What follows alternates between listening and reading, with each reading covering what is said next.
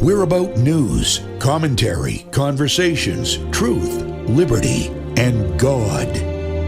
We stand for American values and our flag. We believe that the Constitution is a document that fortifies rights already given to us by our Creator. We will not apologize for our love of God and country, ever. We are Right America Media.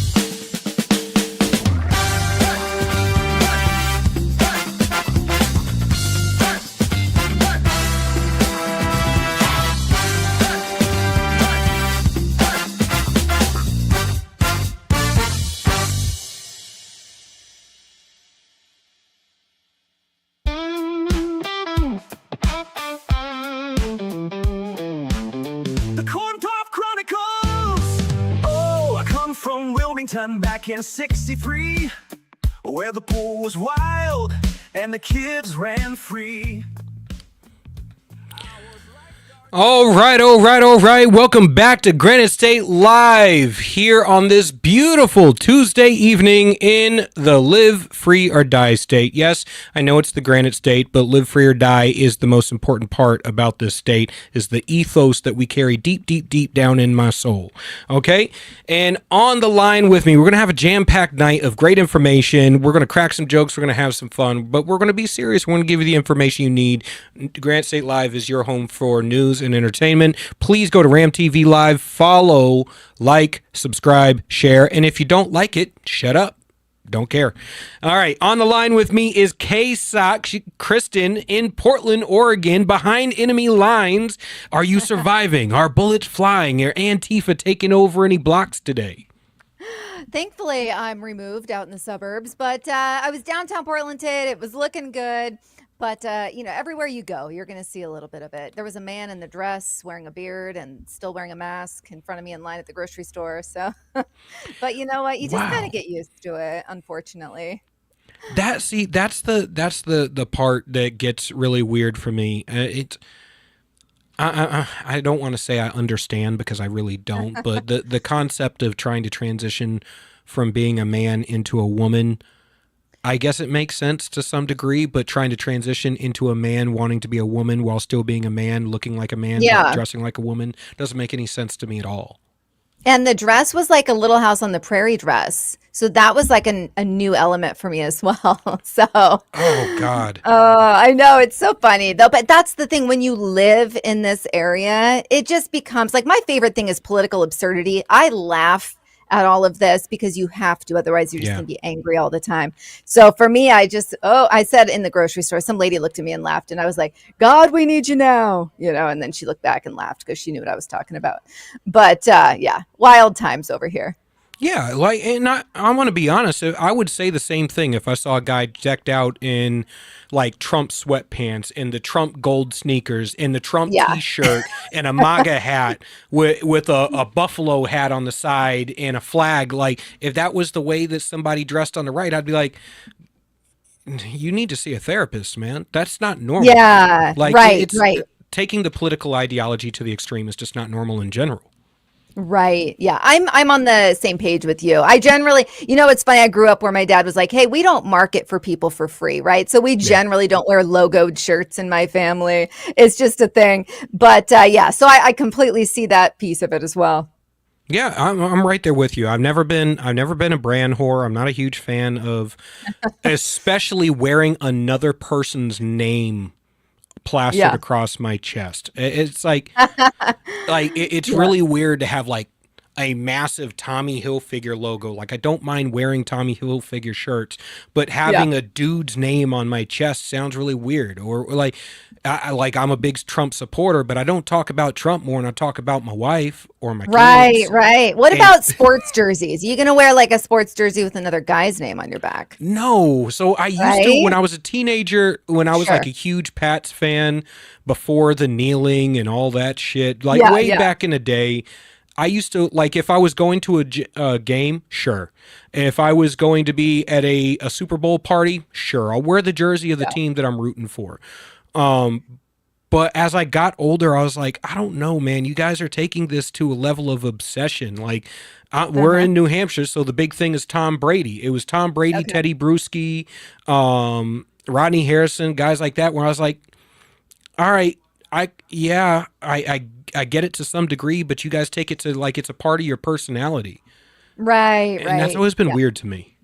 Right. No, I agree with you. And I think Jordan Peterson does a whole thing on it too, and it really hits home. It's like, yeah, it's just when you get into the, I like to say voter age instead of like adult age, but Yeah. when you're at voter age and you're still like obsessed with a hmm certain team, it just makes you wonder what the focus is in life. Yeah, it's like you're living your inner child on your Yeah. arm, and it doesn't. I don't think for a lot of people it's as productive as they think it is. Like I get so much done in my daily life by not being like hyper obsessed with sports and stuff like that. And to be honest, Same. the older I get, the more when I'm not working in politics, I put down my phone and I have really I get over I get over a lot of this stuff very, very quickly. Yeah. Yeah, no, I do as well. You have to have those boundaries. It's really important. And that's what I do. I do the political commentary and hmm I'm constantly posting on social news hits and you have to have a balance. But I do think, like I mentioned earlier, being able to laugh at the absurdity and be able to call it out and still have a good time, that helps a lot as well. I think we're in this never ending. I call it the algorithmic abyss because you tune into social media and doesn't matter where you land on the spectrum. Yeah. You can tune into social media and create your entire echo chamber where you get 10 to 50 times of whatever you search for and interact with, to the point where it completely warps your view of reality. To when you put down the screen and you put down your Twitter machine and you engage with people, you're starting to engage with people through this filtered chaos in your mind where you're like, Mhm. you're looking at the world through this hyper racialized lens or hyper sexualized lens or hyper violent, hyper political lens. And I'm like, the vast majority of us don't think like that. But in the political commentary, pundit, influencer, political activist, I guess you could say, DC Beltways type people, we are hyper ideological. We are hyper political. We are hyper, and we're constantly having to argue and debate with each other. But we're spending so much time debating with each other that I think we forget that the vast majority of people in throughout America who don't spend 20 hours a day online aren't Yeah, actually thinking about these things. they're not. Which is problematic at that you know, it's great for Mhm. them that they can just I have a lot of friends that have no idea what's happening in current events. Good for you. But I also see that as a concern as well. So Yeah. and then that's when we have the detached, you know, the voters that don't pay attention to what's happening. And when they're happy on a federal level, then they tune out at the state level or the Yeah. county level. So yeah, there's a blend of engagement across the board, and that's even just within Republicans as well. Uh, So no one's ever going to be at that level like where Yeah. we are. We're constantly, I mean, it's just constantly being consumed. Um, Well, yeah, I think that hard to that's keep the up. part that I think you just hit on that really aggravates me is the hyper focus on the federal stuff and the completely letting the left run roughshod over you at the local level because you're not paying attention to what's happening in your own backyard. And I'm like, your property taxes are high because your school board keeps spending because Right. you're not reining in the budget at the local level. Your housing crisis is largely driven by local ordinances, a lot of which were instituted during the pandemic to stop production or to protect people before people ramp back up production. A lot of it's macroeconomics and microeconomics. It's protectionism. It's a whole bunch of stuff. But a lot of it can be solved at the local level, then the state level, then the federal level. And Right. I wish more people actually engage in politics like that. Yeah. And that's what's disappointing. So, and it's funny that you say in your own backyard, because that's one of the lines I use when I go out and do public speaking events. You know, when we're so focused, especially now that we have Trump in office, everyone's so excited and happy. I make sure to tell people, don't kick your feet up on the desk, because you could be bent over a barrel in your own backyard. It happens all the time. You don't pay Yep. attention to what's happening in your county because you're so happy that you finally, we got our president in office. Great. But that's only one little piece of it. Yeah, yeah. I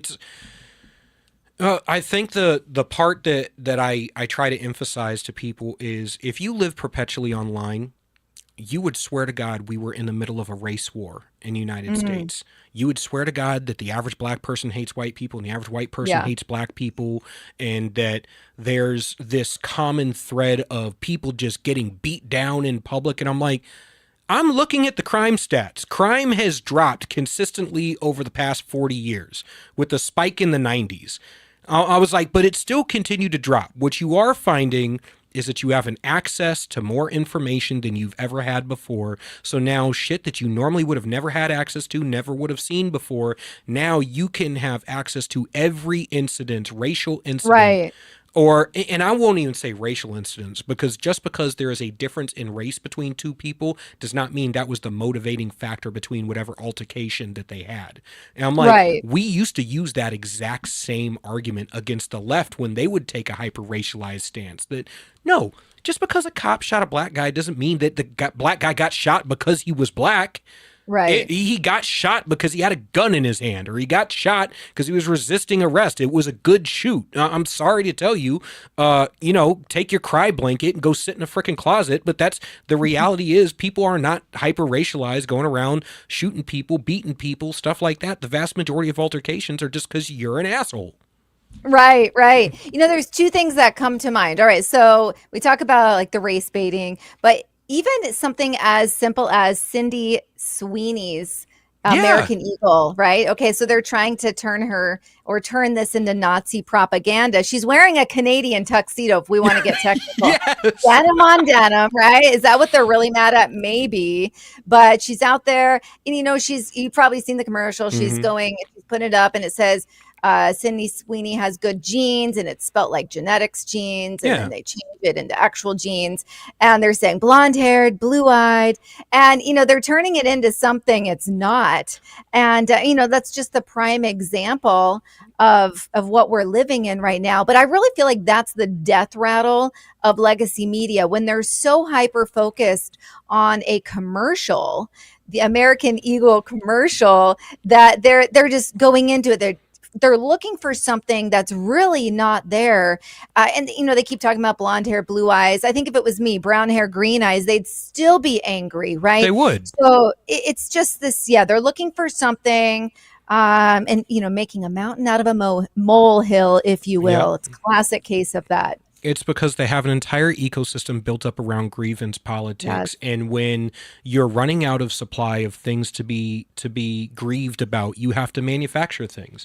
To be completely honest, I'm looking at that commercial. I'm going, Sydney Sweeney has good genes. Look at how fine that woman looks.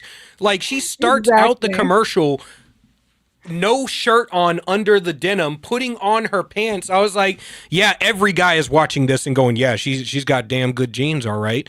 And then on top of it, and then the double entendre of switching to jeans, I was like, that's just a good play on words. If they had done the same thing with Beyonce, or done the same with Jennifer Lopez, who's like 57 years old and still looks like Jenny from the block back in the 90s, I would be saying the same thing. I don't... Exactly. It's, you know what, there is a group of people who are hyper racialized, hypersexualized, and stuff like that, who need to keep the problems in front of us, because if we were to stop being aggrieved to everything and start paying attention to what really is happening in the cigar smoke filled back rooms of DC and shit, we would be abhorred. We would be starting a revolution. And I don't mean a Marxist revolution.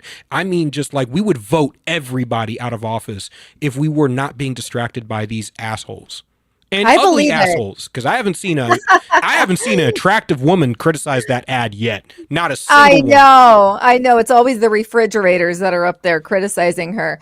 Okay, something else too that came to mind, and that's the Cincinnati police chief, of course, a female. Again, I get really irritated. My husband's a police officer. I get irritated because if you go pull stats and it shows the very small amount of female officers that are actually working in uniform, and then go compare that to how many get these high ranking positions.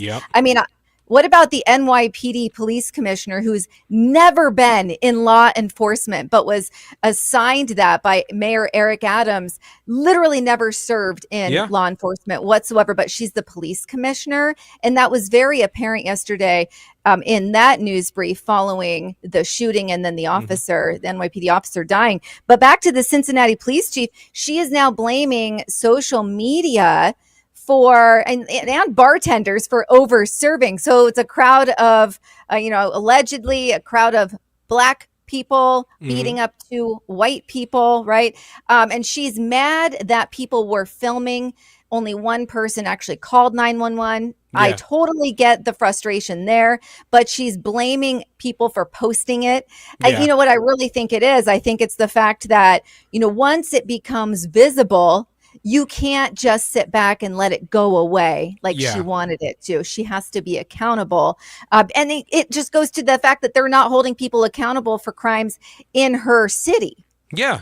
And so I watched that video. And there's an account that posted the entire altercation. Somebody got a video and posted multiple videos from different angles of the same altercation. This was not a racial case. This was a case of drunk people getting in a fight.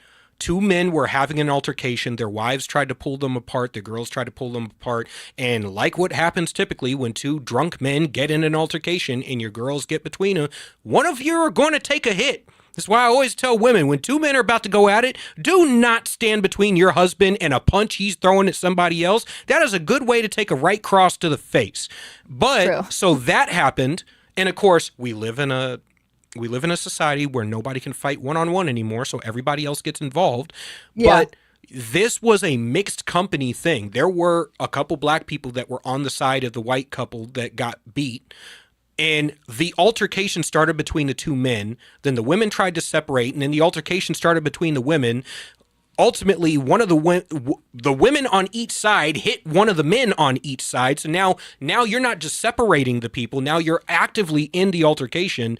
And then I get pissed because I see the grifters online, the hyper-racialized grifters online on both the right and the left, trying to make this either they're all attacking white people. I go, no, that's not how this fight started. It wasn't we're going to beat up Whitey tonight. And you got the left on who are going, oh, these Black people were just defending themselves against these white supremacists. I go, no, it had nothing to do with them being white. You're both stupid and you have zero accolades to your life, which is why you're hyper-racially focused and you're rubbing your last two brain cells together trying to make this work for your own stupid little narratives. This whole thing, and then you had to have the news come out and go with this shooter in New York and go, looks like a white guy. I was like, that is the blackest looking white dude I have ever seen. You could have said Muslim, would have believed it. You could have said Dominican, would have believed it. You could have said he was biracial or anything else. He is not white. That is he's as white as I am.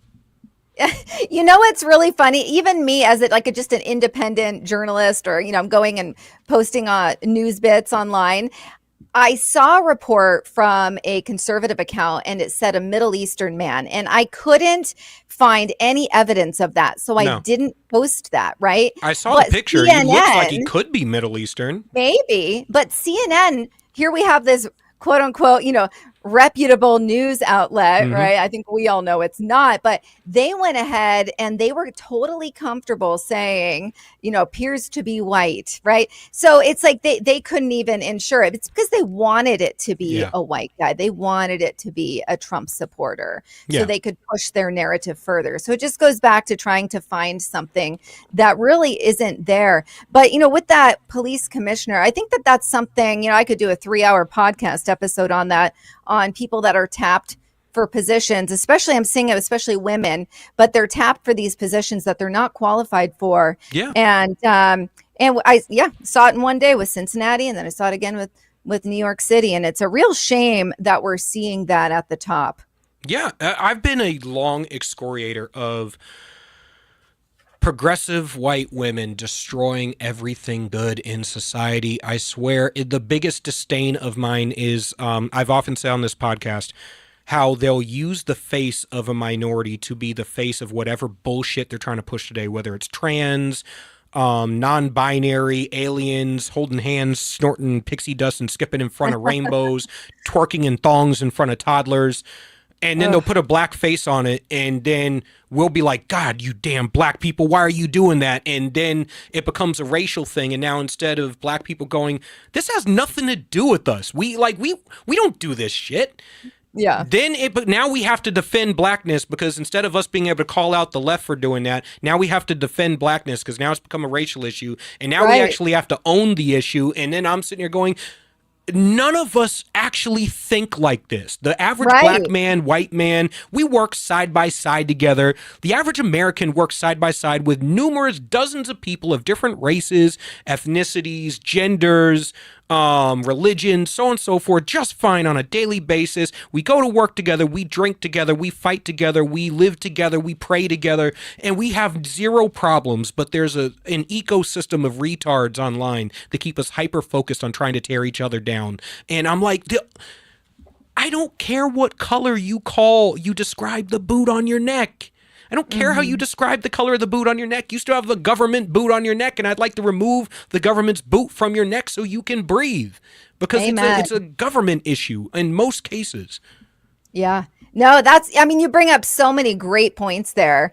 And, I had so many things. It's just wild how much race is talked about. It's the race baiting. I am curious what your thoughts are on the WNBA player. They paused a game. This is a few days ago. The one that lost her wig?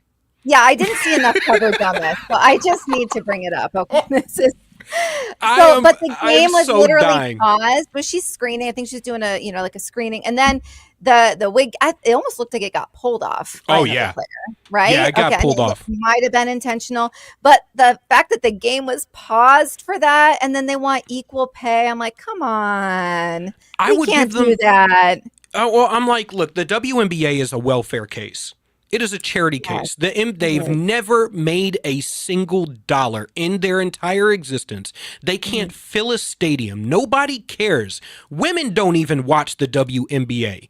So I'm like, when you can bring in viewership and make a profit, you can get what the NBA pays. Other than that, we're literally, the NBA is doling out money so you can feel special, so you can say that you're a professional athlete, but you have accomplished nothing. You make $100,000 a year. I know accountants that make more money than you because they produce something that people want. You don't produce anything that people want. When it comes to the wig thing, I'm sitting there going, you know what? If I was in her position in that moment where everybody paused and was like, "Oh," I would have kept dribbling the ball, and I would have dunked on the other end of the court, because I'd have been like, great opportunity to get a highlight reel, friggin' boom. Get that Air Jordan moment, maybe get people to come and sit in the, put butts in the seat. But instead, it's, oh my God, I dropped my dreadlocks. I dropped the rat on my head. Now I got to go back for it. I don't feel sorry for her at all. Yeah. I remember when Ricky Williams got his dreads yanked on, when he had his dreads hanging out back in the, was it early 2000s, late 90s? Ricky Williams had dreads hanging out of the back of his helmet playing for the Miami Dolphins, and they yanked on his dreads and he went down. I was like, that shit is dangerous. That shit is dangerous. You could have broke his neck. And but I remember that, and I'm going, you make certain choices in your life, and you gotta rock with those choices. Yeah. Well, yeah, you're spot on that. if we have time, I have one more thing that I thought was hysterical. Do Oh, you know yes. this is big in DC and it's called mermaiding? And What this is is what, mermaiding? so it's basically, you've heard of the the furries, right? So Yeah. that's like what the middle school and the high schoolers and some adults, unfortunately, dress as another animal and like live their life as an animal. But mermaiding is basically the same thing, but it is huge in the DC metro area. And basically, they're dressing as mermaids. And these are voter age people, unfortunately, very progressive people, from what I've gathered. And they are taking mermaid lessons, spending thousands of dollars to look like a mermaid with a mermaid costume. And I really feel like, this is just like another level of mental illness It on definitely display. is. It definitely is. This is the problem when you have a gynocentric society. And I know people can get as pissed as they want at me. The difference between men and women is women as mothers are nurturers and give their children unfettered affirmation, validation, and are nurturing, and they really see us at our core as who we are. And that is a Right. great thing. That is a great thing for society, especially for young men, because we'll likely go our entire lives without ever having that again. But a father's role, a man's role in general, is to turn around their children, face them towards the world, and get them ready for the world they're about to walk into. Which means you have to tell your kids no, because some things that they're going to do are self-destructive and bad for them. You're going to have to Right. say, snap your kids back into reality. If my kid wanted to be a freaking velociraptor, I'm not going to affirm him and sew an alligator tail to his ass and let him grow his fingers out like a bag lady and run around school biting people's throats out. This is not Right. Jurassic Park. You're not a dinosaur. You're not, and you're not a Exactly. toddler, so you don't get to act like that. Right. No, it is our job as parents. And you make a great point with the man of the house serving a very different role, but it is our job to make sure that our kids don't turn out to be freaks. And you do that by not letting, let them be who they want to be in the house within reason, right? But when you're going in public, you make sure that you are ready for public consumption and you are Mhm. put together. Do you smell? Did you use deodorant? Did you brush your teeth? Are your clothes wrinkly? Did you comb and style your hair? Are you wearing proper shoes? Like, these are all very basic things, but the more and more, progressive we go, I see these things becoming optional. And that's when your kid becomes, quote unquote, the freak or the loser, because maybe they smelling up the classroom, or, just so many things. Are they clipping their nails? Do they have dirt under their nails? And that shouldn't be optional, but Yeah. it has become that way. And it's that coddling that's coming from mom and dad. I 100% agree. We were just criticizing a couple weeks ago kids wearing pajamas to school. But we're at the end of the first segment. Again, this is K-Sock here from Behind Enemy Lines in Portland. Where can people follow you? Yes, you can find me on Instagram is my biggest, and that is KSOC Conservative. All right. Thank you for coming on. I hope to have you back on very, very soon. My pleasure. Again, this is Granite State Live. Up next, we are going to have Sharon Bonney, a highly accomplished leader in the adult education, currently a CEO of the Coalition for Adult Basic Education, to come on and talk about the funding that has been withheld but going to be redistributed. We're going to see what's up and, whether this is something we should be concerned about, whether this is effective after this break.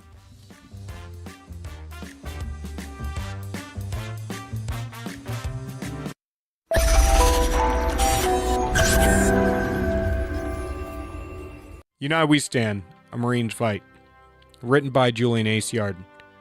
I wrote this book to decipher through the tumultuous political dialogue and political gangbanging we see on both sides of the aisle between politicians, activists, influencers, and pundits, and get down to brass tacks solutions in order to save our republic.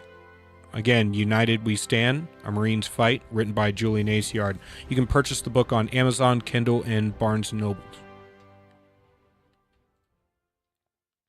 Would you rather spend time with family and friends in the pool or at the barbecue rather than landscaping your yard? Well, Augusta Lawn Care is here to help you with all of your landscaping needs. Proudly serving southern New Hampshire, we handle everything. Weekly mowing, spring and fall cleanups, bush trimming, mulch installs, lawn treatments, aeration, dethatching, and even snow plowing and salting when the dreaded winter hits. Call Augusta Lawn Care today and let your yard be the best looking yard on the block. Call 603-331-4768. Augusta Lawn Care, locally owned, professionally done. Call 603-331-4678 or visit us online at AugustaLawnCareServices.com/Londonderry. That's AugustaLawnCareServices.com/Londonderry.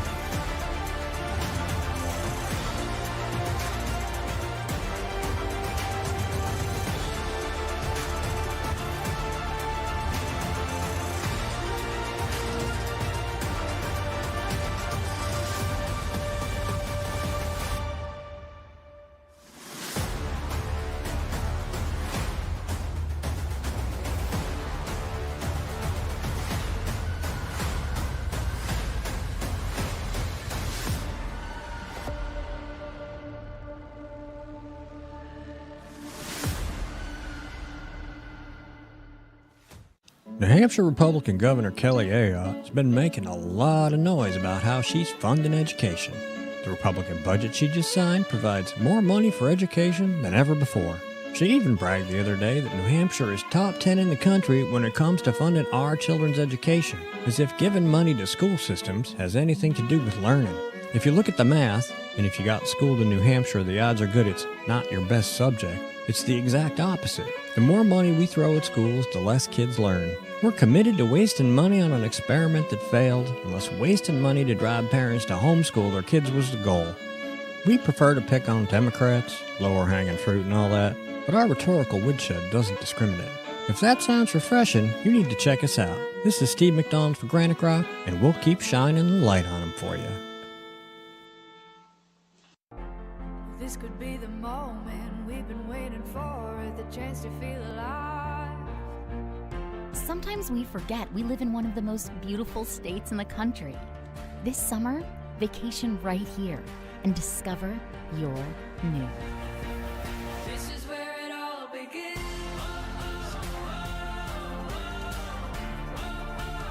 This is where it all begins.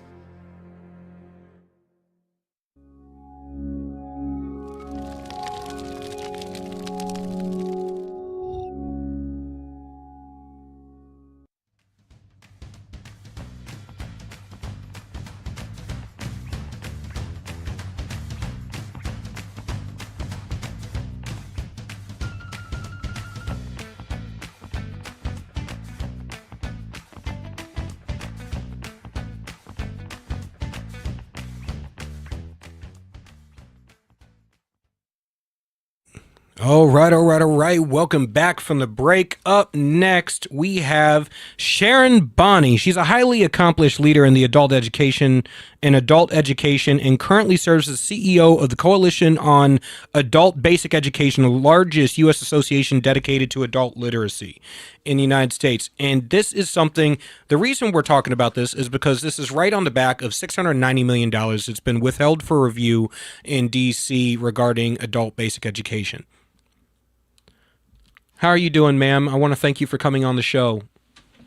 I'm well, sir. Thank you for inviting me. So what is it that people are missing about this that we should be paying attention to? How important is this? Do people have misconceptions about who these people who are receiving adult education are and how important this is for our society? Sure. Well, first, maybe I could set the stage a bit and share about who are the folks that come to a local adult education program. On average, they are typically people who are quite impoverished and are looking to change their life through education. It's non-compulsory. They come because they want to have a better family-sustaining job. They want to help their kids learn to read at school, help them with their homework. They want to get get into community college. And so what we've seen is that there's this through line with these individuals of grit and understanding that this is how they're going to be able to change their life. So a little bit about our organization. You did mention we're the world's largest adult education association. We have about 100,000 members, 2,300 local programs that serve 3.2 million learners across the nation. But that's really just a very small portion of individuals that actually need the services. So there's about 43 million that do not have the skills commensurate with getting a good job.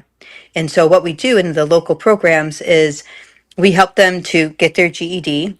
We help them learn to speak the language. We help them learn how to use a computer. We help them to get workforce ready. And when you say learn to speak the language, I want to preface this for people who aren't paying attention. You're talking about legal immigrants learning English. You're talking about veterans gaining civilian job skills and displaced workers retraining for new careers. These are all people, and single mothers trying to earn their GED so they can take care of their families. So these are all people who happen to slip through the cracks due to one reason or another, but they want to be productive American citizens, and they are American citizens. 100%, yes. And the when people understand that once an individual gets their GED, they'll on average be able to get jobs making $10,000 more per year. Right there's that one component. But then also when you start tracking through with them 5 years, 10 years down the pike, because think about our own selves. When we graduated from high school, would we be able to see it within a year we could get a job making $10,000 more per year? Probably not. Usually it takes a few years, right, to be able to see after you go to community college or whatnot. And same with these individuals. When you start tracking with them, because we're involved in a longitudinal study, you can see, I mean, they become teachers and, scientists and motivational speakers. A lot of adult learners they become entrepreneurial and open up their own businesses. So it really is this pathway up and out of poverty and into family sustaining jobs and giving back to the economy, helping people off of benefits, actually. So there's that first piece, you're helping them get off of benefits, and now they're actually giving back to the economy because they're buying homes and getting cars and whatnot. So it really is, I think, very misunderstood what adult basic education is. I want to hit on that because that was something important. You just said that you're helping these people be self-sufficient. You're helping them get off of programs and get off of, and that's something that Republicans used to understand was not a hand out, a hand up. That if you're going to have any program, it needs to be geared towards helping the citizenry get back to a level of self-sufficiency so they are independent from being on government benefits. So that is important. And I'm looking at this legal immigrants, veterans, single moms earning their GED. You're talking about making people self-sufficient, independent thinking adults who are going to end up being critical in America's infrastructure, critical in society, and they're going to end up being highly patriotic and most likely hold the values that we hold towards upholding this legal system that we have, the system of legal immigration, the system of patriotism and serving your country and self-sufficiency. That's right. And also in a lot of local programs, they have the EL civics class where they're actually helping people who are here legally to get their citizenship as well. So I think that's important to say. There's many immigrants who come here legally. They come the proper way, and the local programs help them as well. That's fantastic. I love seeing legal immigrants get their citizenship. It's so heartwarming, and nothing really touches my soul like watching a bunch of grown men cry tears of happiness, right? You become an American citizen your first time. I think up here in New Hampshire, a couple months or at the beginning of the month of July, for Independence Day, we saw like 139 people all swear in to get their citizenship for the first time. And I was like, yeah, welcome to America, baby. Yeah. It was like, congratulations on your first Independence Day as American citizen. Like, I was so happy to see that. It makes a tear come, like it warms the soul to see that type of stuff. It sure does. It sure does. I think also if you were ever to attend a GED at graduation, actually it's called high school equivalency because there's other testers out there like HiSET and GED, but GED has the most name recognition because it's been around for 100 years, literally. And actually, you probably know the GED was started initially because if an individual hadn't gotten their high school diploma, they couldn't join the military. Yep. So this is one of those basic prerequisites. You have to have the high school diploma. still to this day to join the military, either that or your GED. So, but if you were to go to one of those GED graduations and see these adult learners, many of them who have grown children or children who are, fifth grade, whatever, to see them and how the families come out for them and cry over them and how excited they are for them because they understand this is this is at the very core going to change the trajectory for the family, because when you teach that parent and give the parent the skills, that changes the family and that changes the community. So I share a couple of points with you. Did you know that the research shows that a child's literacy level is so connected to its mother's? It's like a 72% connection rate. So if I, as a mom, care about literacy and I make sure that not only am I focusing on literacy myself, but I'm bringing my kids to the library, I'm doing homework with them, I'm checking their report cards. If they get on the honor roll, I'm taking them to Chuck E. Cheese, for example, right? That kind of stuff makes a big difference. And I can tell you from personal experience, my grandmother dropped out of high school when she was 15. And my mother lived in poverty and they moved around from town to town. My mom got bullied. She barely graduated from high school. So she decided she was going to really focus on literacy in the home. And 3 out of 4 of us were class salutatorians. She made it a priority. She made sure that we went to the library. She focused on our homework. She made sure that we, got on the honor roll or high honor roll in every case. And my grandmother went back and she did get her GED, and she did go to community college when she was 72. So, she kind of closed that loop.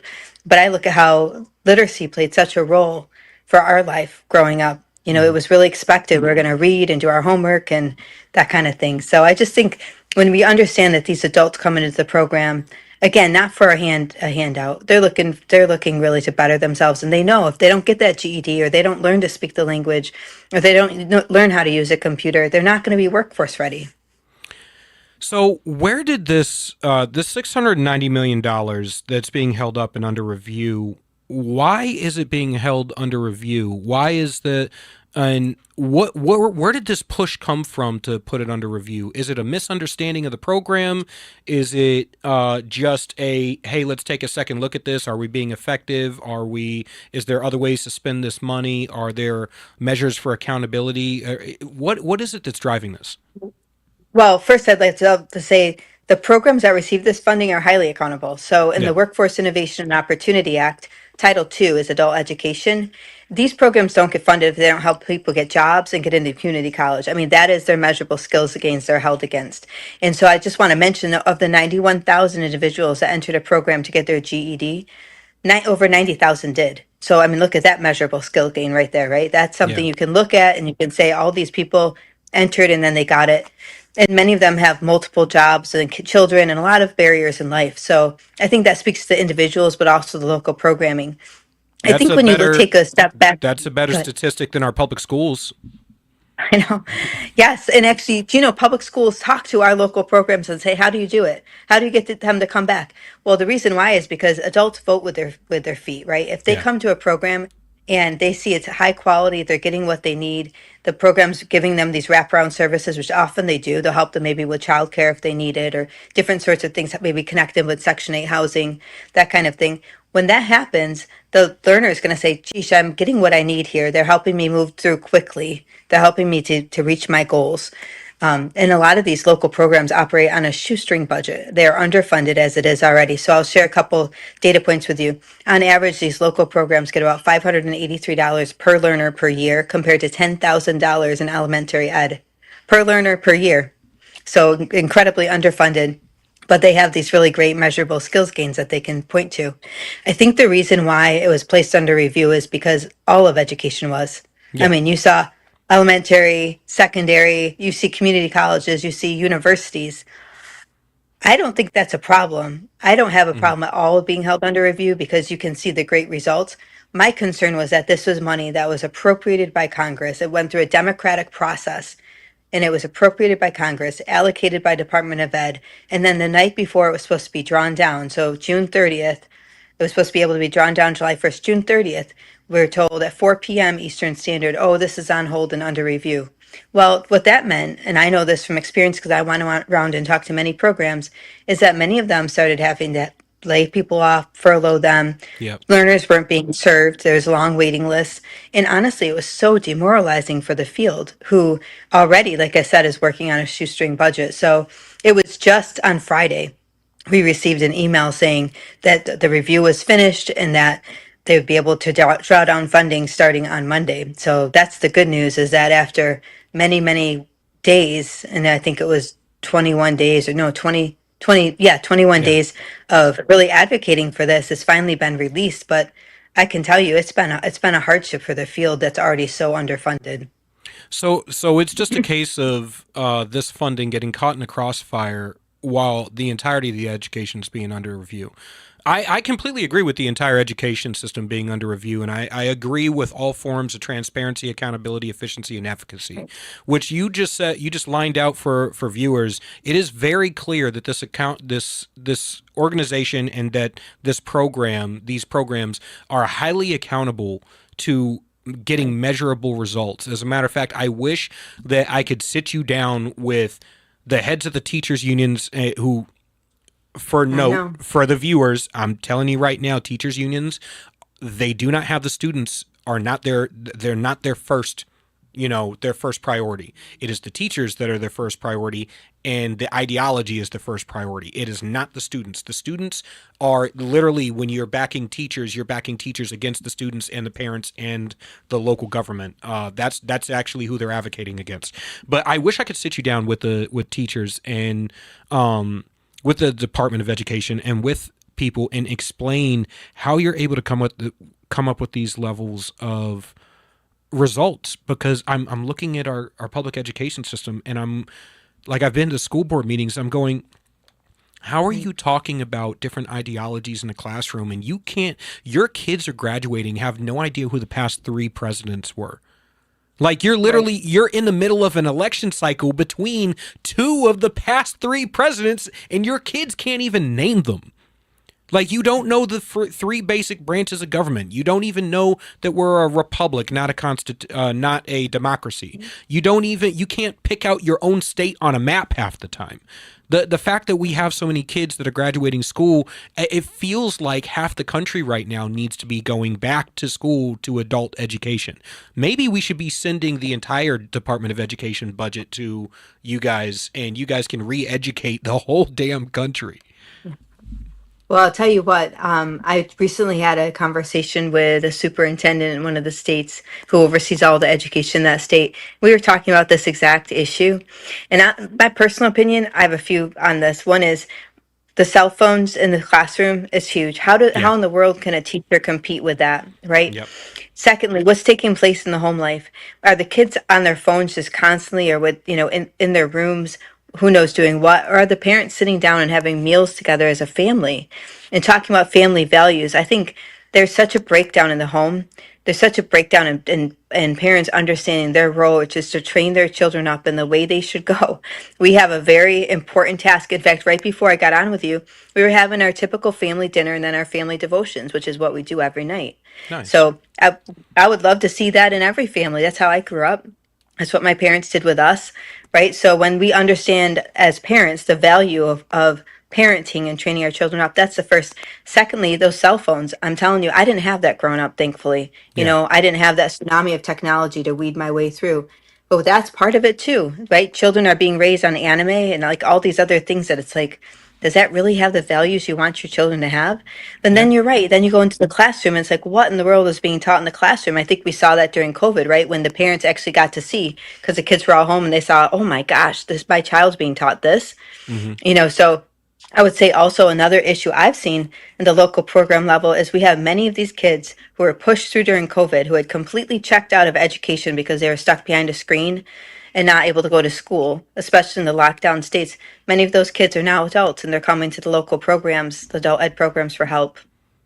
Yeah, I mean, we're still seeing the repercussions of people who lagged behind during COVID, who are going into college, and they're like, damn, my entire senior year was a waste of time. I literally have to get re-educated to everything that I missed. Or my entire junior and senior year, we're seeing and of course, this is the failure of both Every Child Succeeds and No Child Left Behind. You have No Child Left Behind, where you're passing kids on even though they're not ready for the next grade or they're not ready to move on. And then you have Every Child Succeeds, And I'm like, where you're rehashing and you're making it worse. And I'm watching the backlash from this, and I'm going, we have absolutely ruined entire generations, and we're putting kids out into the workforce who aren't ready. They're not ready. We're wondering why Well, the workforce is hiring foreign workers, and it's like, well, one, you either coddled kids to where they're not ready for the workforce, or you completely miseducated them to where they're incompetent. They're functionally incompetent. so I will share with you, I'm on a committee for the U.S. Chamber of Commerce for their Education and Workforce Committee. And I also, I'm on the National Small Business Association's committee as well for workforce and education. And this conversation happens all the time with employers that are saying, people come to our place of work and they come with $100,000 of debt. And they think that because they've invested 4 years into college, they should be hired out of the gate making 80, 90, $100,000, and they don't have the skills commensurate with that. Yep. So that is something where what I love about adult education. We also really encourage them either go to community college, or in our case, like at COABE, the national, what we talk about is, hey, we have partnerships with Google, IBM Skills Build, and eCornell. You can get a certificate and Yeah. you can get to work right away. You can get a certificate from eCornell that's completely free through COABE, through our partnership with them, that would normally cost you $8,000. But because of our partnership, it's free. And now you have gotten access to Cornell's, state of the art teachers and whatnot, and you'll have a Cornell University stamp right on your certificate. And same with Google, when they take these short-term certificates and they complete them, right away they get hired. And so they come into the local program, completely impoverished typically. They get the training that they need there, and they start a Google certificate. On average, they make $72,000 a year. That's amazing to me to think about, and the local Wow. programs help them with that. And we at COE provide support to them as well to help them to complete. What I mean by support is we hired an adult educator teacher who can help the learners as they kind of stumble on things and help them through it. But we're Google's top performing partner because we do that. We provide support to the learners to help them get through the process and get that certificate. But I've encouraged my own kids to do it. Hey, you don't have to go to four-year university. Hmm. You don't have to do that. Get a short-term certificate. You'll get to work right away, and employers will love that. One of the biggest criticisms I had of the university system when I went back to college after getting out of the Marines, because I was one of those people. I got out of the Marine Corps. I lost everything. I lost my identity. I ended up being a homeless veteran, drinking a bottle a day, and I had to rebuild my life from the ground up. I went back to school. I used my GI Bill, and I noticed half the courses that I had to do for college. I was like, I don't need to be in these courses. These courses have nothing to do with my major. They're not helping me. They're literally like, oh, we need you to do these liberal arts courses. I was like, they're not beneficial to me. I'm wasting my time sitting in a classroom with people friggin' 5, 6, 7 years younger than me with zero life experience, zero work experience, and I'm expected to be held to a standard. I got shit to do today. I got to work. I got to go to school. I got a family. I got a wife. I got kids. Like, I could be focusing on so many other things that are so much more productive. The fact that there are these certificate programs out there, I wish the average person was made aware of this, or that we were telling kids in high school or telling veterans as they leave the force that Right. these are options that are ahead of you, that you could walk out of here making 5 times what you made on active duty. Yes. Amazing. First of all, I want to thank you for your service. I think that's awesome. Thank you. Thank you for serving our country. Yes. My brother is a veteran. He's actually a watch commander, but he served his time in the military. And my father also is a veteran as well. So we really appreciate your service. Thank you. And yes, you're welcome. And I think it's amazing that you pulled yourself out of homelessness and alcohol addiction, and that you're doing what you're doing now. So just congratulations for your hard work there. Thank you. Thank you. I've often tried to explain to people that when you're willing to be very seldom in our government are there programs that help give you a hand up and not a handout. And when you want to be self-sufficient, you find more roadblocks than you do people who are willing to help. And we need to be supporting the organizations who are out there trying to give people a hand up, because there's not enough. There's not enough. It feels hopeless when everywhere you look, you see people taking advantage of the system and doing it the wrong way. And if you try to do it the right way, you get told maybe you should have lied like that guy. It worked for that guy. Like I literally got told that multiple times. I was like, so now I get cast aside because I have integrity? Like that is soul not an crushing. adult ed program. I know, but not in an adult ed program. I'm so happy to hear that. Yes, I'll tell you that one of the things we're excited about is as we think about this administration's agenda to help people get to work, adult education does that. It's tied very tightly with Title I, which is workforce. You know, there's a lot of pre-apprenticeship programs as well in adult education. So because there is that connection with workforce, we know that's a measurable skills gain. We have to have many local programs have partnerships with local employers. So they say, what you need, I'll help train while it's called an integrated education and training program.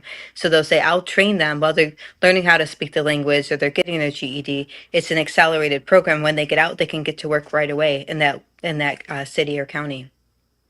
Wow, that's amazing. Can you tell me, are people able to donate to your programs, or is it just funded through the federal government? Well, so yes, absolutely. We have over 2,300 local programs that they can donate to. They can also donate to COIB if they wanted to. We have a foundation called Educate and Elevate Foundation. That's also a nonprofit, as are we. And what we do is we provide funding for the learners, their families, and the programs that serve them. What do I mean by this? Many times learners are, and like I said, they're struggling with poverty.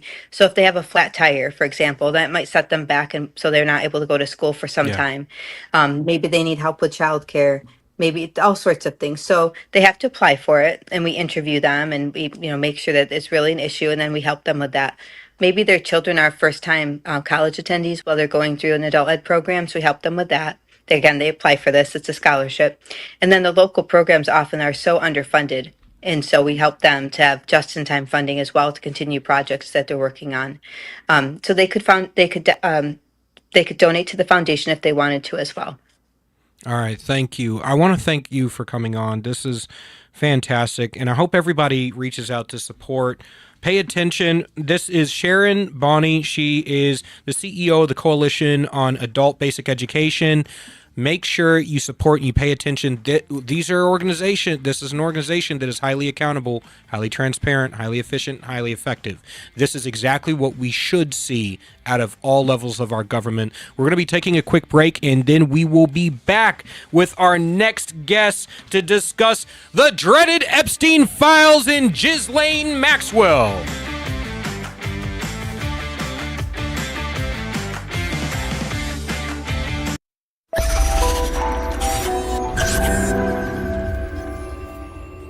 United We Stand, A Marine's Fight, written by Julian Aceyard. I wrote this book to decipher through the tumultuous political dialogue and political gangbanging we see on both sides of the aisle between politicians, activists, influencers, and pundits, and get down to brass tacks solutions in order to save our republic. Again, United We Stand, A Marine's Fight, written by Julian Aceyard. You can purchase the book on Amazon, Kindle, and Barnes & Noble. Would you rather spend time with family and friends in the pool or at the barbecue rather than landscaping your yard? Well, Augusta Lawn Care is here to help you with all of your landscaping needs.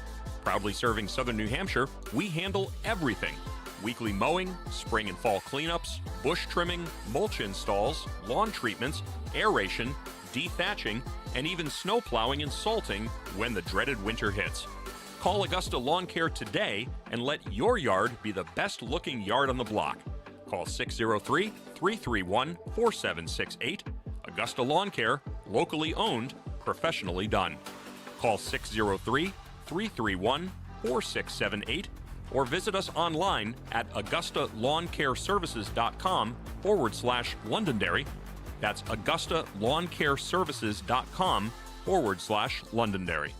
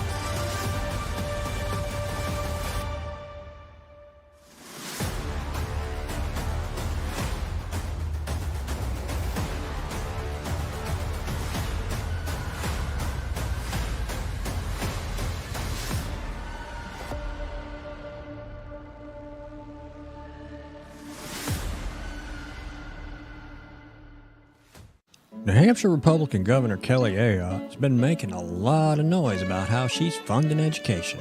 The Republican budget she just signed provides more money for education than ever before.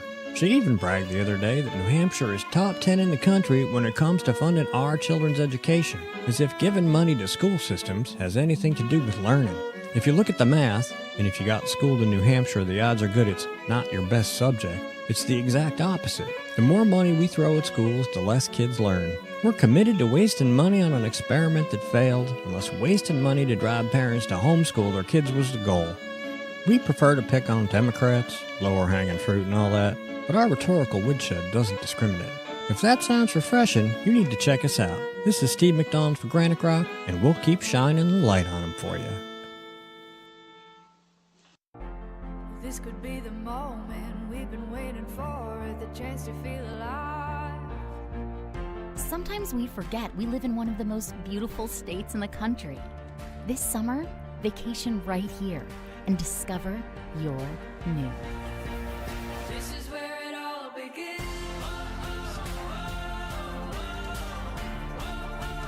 This is where it all begins.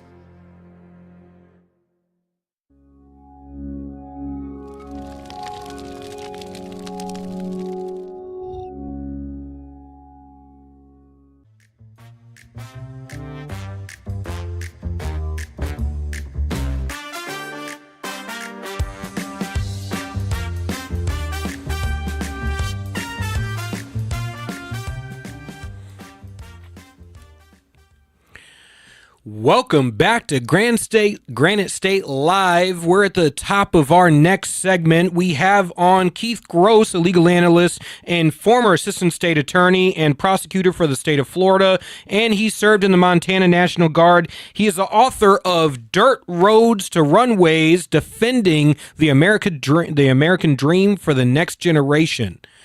He's here to discuss with us the Deputy Attorney General, Todd Blanche, meeting with convicted sex trafficker and Jeffrey Epstein confidant, associate, and accomplice, Ghislaine Maxwell, to discuss the dreaded Epstein files.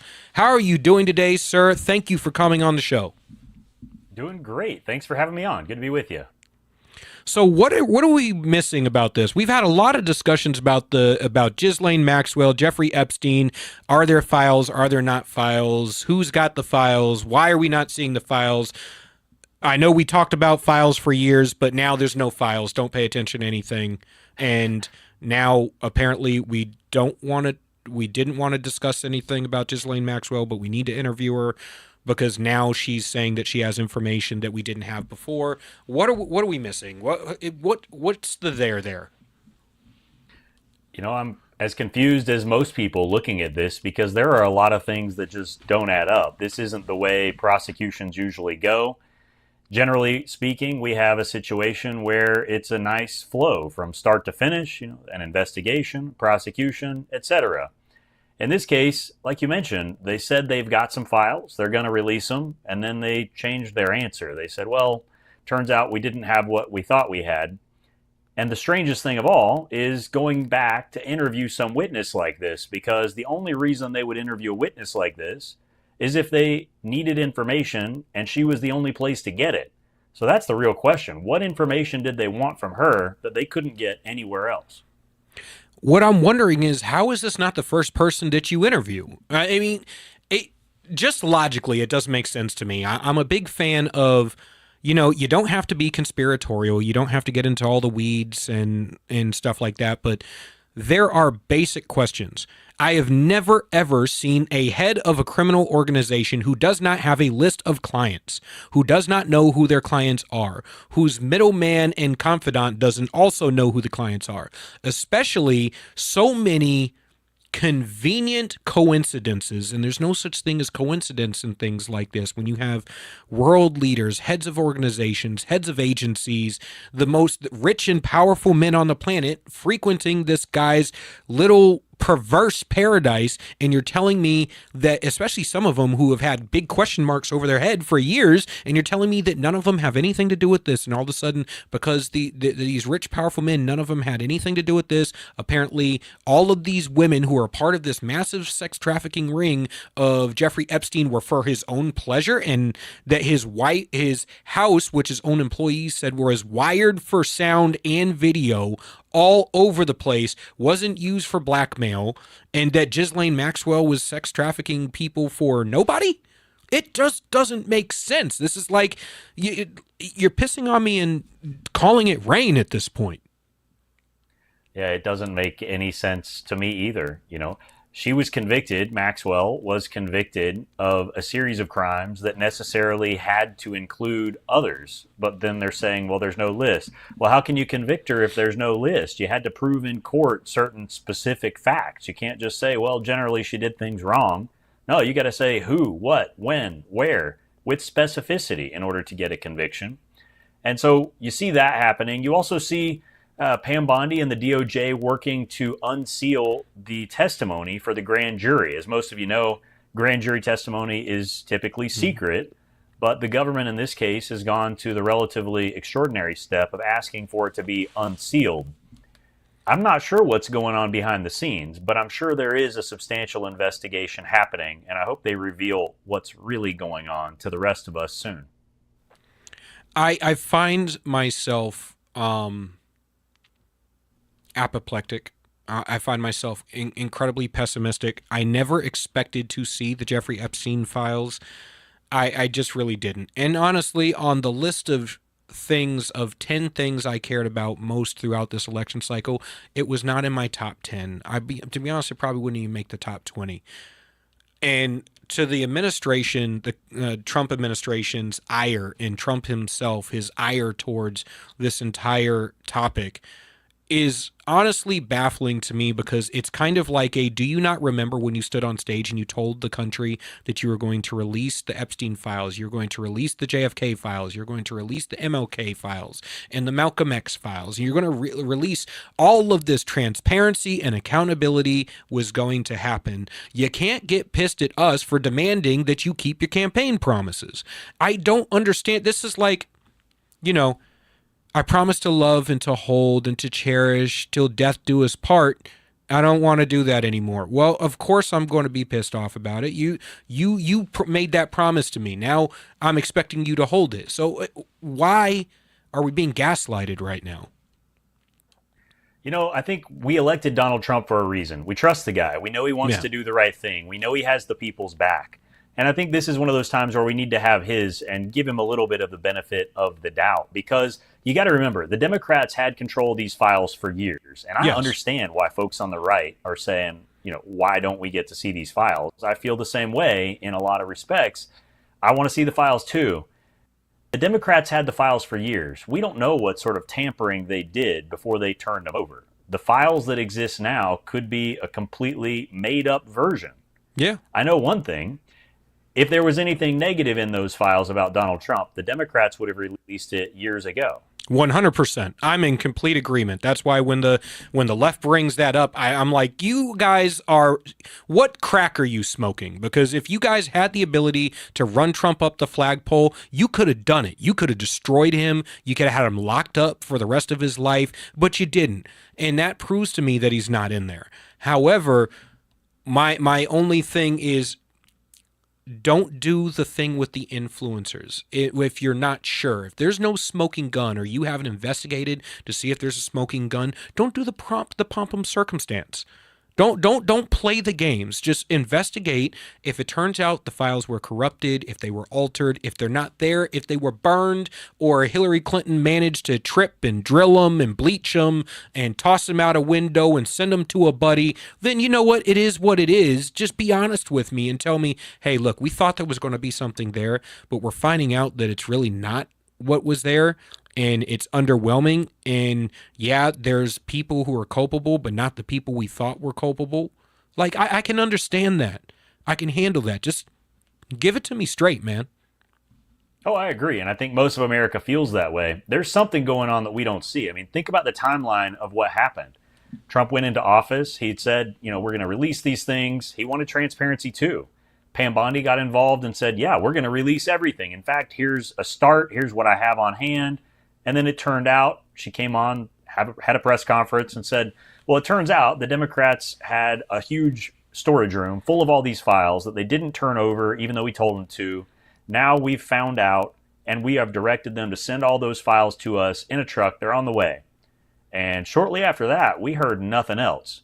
So whatever they got in that truckload of files couldn't have been what they were expecting to receive. I'm right there with you. Again, this is Keith Gross, author of Dirt Roads to Runaways, Defending the American Dream for the Next Generation. So I got to ask you, tell me about your book. What inspired you to write it? What is it about? Give us the breakdown, the skinny, the real dirt. The inspiration really comes from seeing how government has expanded over the years and what impact that's having on the current generation. The folks that are trying to make a living today, start businesses, and grow their worth have a much harder time than generations in the past did. Yeah. That's due to a variety of reasons. But in the book, I walk through my story, bringing up myself from a family that didn't have a lot and going on to found multiple national companies, ultimately selling those off. But along the way, I learned a lot of lessons about how government interferes with our freedoms and how the opportunities that make the American dream possible are slipping away. I also believe that it's time for us to push back, restore those freedoms, and that we can do that successfully if we start working towards it quickly. I 100% agree. I'm in this position. I wrote a book myself, United We Stand, a Marines Fight. And my whole point was about the tumultuous dialogue. And I see your book as a book about solutions to getting to where we need to be in solving the issues. My generation is increasingly in this position where you have to work 2 jobs to be able to make ends meet. Nothing is affordable. The cost of living is skyrocketing faster than wages are. And we're watching everything that was once beautiful and amazing about America manage to slip away and be exported overseas, while simultaneously being told that we're not supposed to be pissed off about it. That we're about to be the first generation in history to leave our children a worse country than we received. And it doesn't have to be this way. Yeah, and to a degree, I blame baby boomers a lot for basically, like, you played these games and you let these politicians lie to you for so long that you passed the buck down to Generation X and down to millennials. And now we're on the receiving end of things that should have been fixed decades ago. And we don't know what to do. And the vast majority of millennials and Gen Z are miseducated, so they don't know what to do. We don't know how to fix it.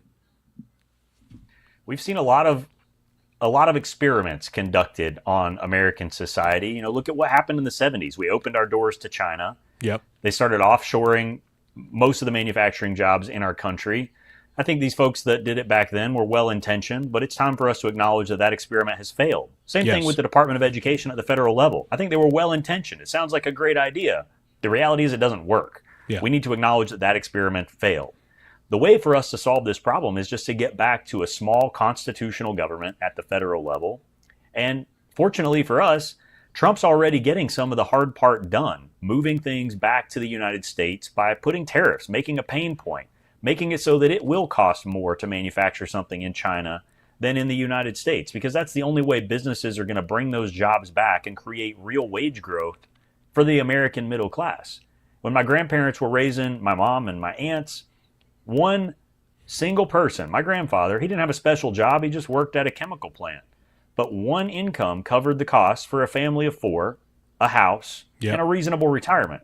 That's not possible today, like you pointed out. 2 people working full-time can barely make ends meet. That's bad foreign trade deals. That's bad currency policy. Look at what the Federal Reserve has done to our dollar and its buying power. Yeah. You mix all these bad experiments together at the same time, and you've got what we've got right now. And we've got to push back the other way quick. One of my biggest disdains about DC is the lack of fiscal responsibility. I lament Republicans I've been a Republican my entire life. I often say I've never been red pilled. I consider the red pilled people the people who got a bucket of cold water splashed on them and woke up and were like, God, I've been insane for the past 20 years. I've never been that person. I've been here my entire life. My family are Frederick Douglass Republicans going back to the end of slavery. Never, ever had to switch, never voted Democrat, couldn't even imagine one that I would. However, I lament Republicans who talk a good game about fiscal responsibility and fixing things and then go dollar for dollar spending in D.C., say the right shit on the podium, get back in the cigar smoke-filled rooms, and they're willing to hand their lobbyist buddies everything they frickin' ask for so they can get reelected the next cycle. At what point do you let your balls drop and act like a man and stand up and support the average American citizen? Because at this point, we're watching the America our grandparents, great-grandparents, generations before us fought for, died for, slip away. And I am so pissed at what I'm seeing as I'm watching elderly people whose property taxes are shooting through the roof to the point where they can't afford to live in the house they've lived in for 35 years, where they can't afford groceries, they can't afford heating oil or propane to keep them warm in the winter. We got old people dying in their houses because they have no heat. I'm watching brownouts across California and Arizona and Texas. I'm watching the most insane things that there's no reason for in the land of opportunity. How do we fix this shit at this point? Like we're speeding towards a cliff, and Trump's trying to pull us back from the cliff, but I'm like, we're not pressing the brakes hard enough. No, Congress is still broken. I'll tell you where the change starts. Look in the mirror. We as American voters elect incumbents over 90% of the time. And then we complain, just like you're saying. And I feel the same way, that they say the right thing when the cameras are on, and then they turn around and vote for trillions in spending we can't afford. Why? To please lobbyists. Mm-hmm. Why do they keep doing that? Because they don't get fired. That's why. American voters keep voting for incumbents. They take the easy path. They vote for the name they've heard before. They don't dig into policy. And they're not willing to fire people. They need to fire these people routinely. Congress isn't supposed to be a career, but most of the people up there have been up there for several terms. I mean, think about people that we've seen in recent years where, I mean, look at the Senate. You've got McConnell, and you had on the House, Nancy Pelosi. We just finally lost Feinstein. I mean, we've got people up there that can't walk, have been up there for decades. Can't stay awake. Wonder why things are broken. Yeah, we got people who can't stay awake in committee. I completely agree.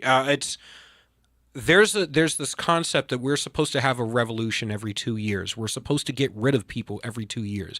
You're supposed to come, you're supposed to serve, and you're supposed to go.